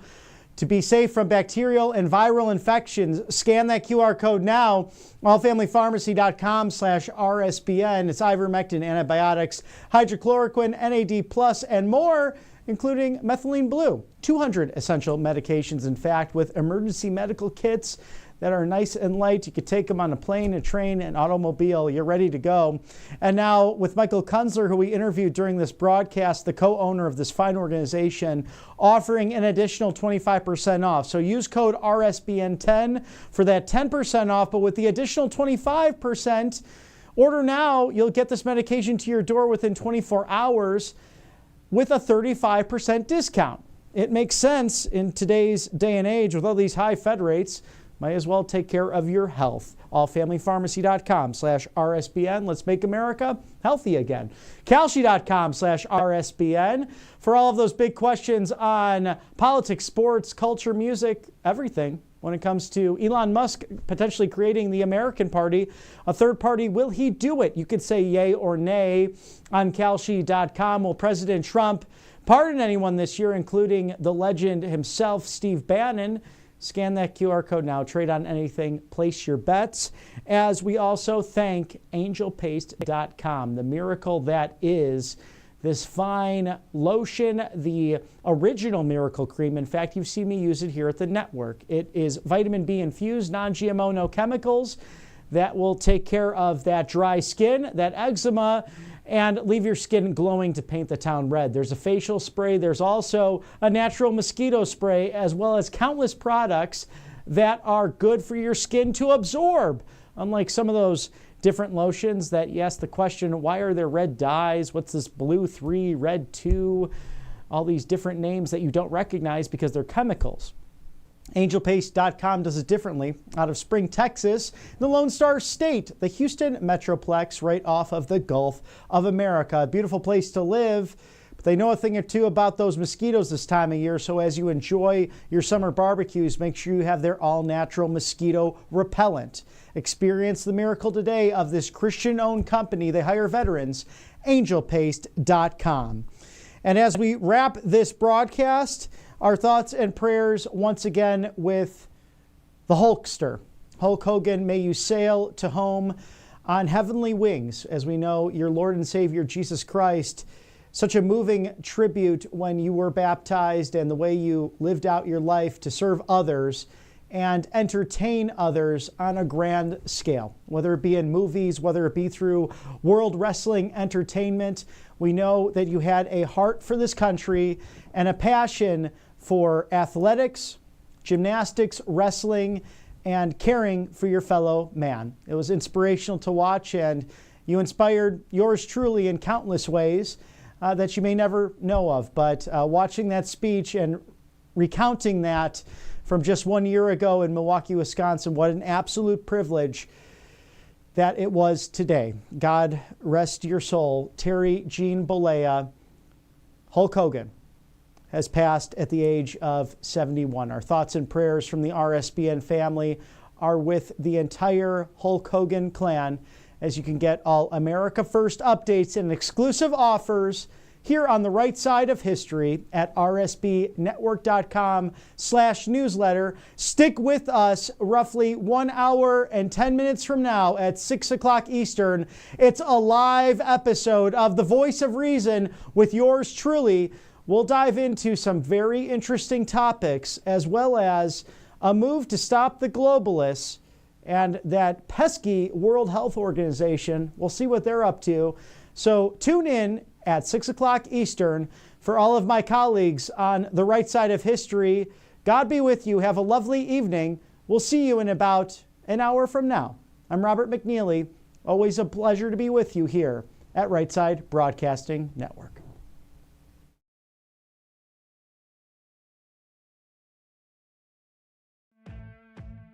Welcome to Right Side Broadcasting Network, your trusted conservative news outlet. At RSBN, we deliver the truth when the mainstream media falls short. Since 2015, we've proudly broadcasted every single one of President Trump's iconic MAGA rallies, bringing you the excitement and energy live before anyone else. By watching RSBN, you get an unfiltered front row view of the action on the ground. We interview the crowds to give a voice to millions of Americans just like you. We show you President Trump's speeches in their entirety, free from interruptions and censorship. We cover the stories that matter to you with the integrity and passion you deserve. Thank you for choosing RSBN as your home for America First News. Together, we stand strong, united, and informed. So join us and be part of the right side of history. Hey y'all, it's Silk from the Diamond and Silk Chit Chat live show. Look, don't forget to check me out right here on RSBN Network. Be sure to watch the show on Right Side Broadcasting Network, and I want you to support Right Side Broadcasting Network. Yes, it's imperative that you do so, okay? I look to see y'all soon. Bye-bye.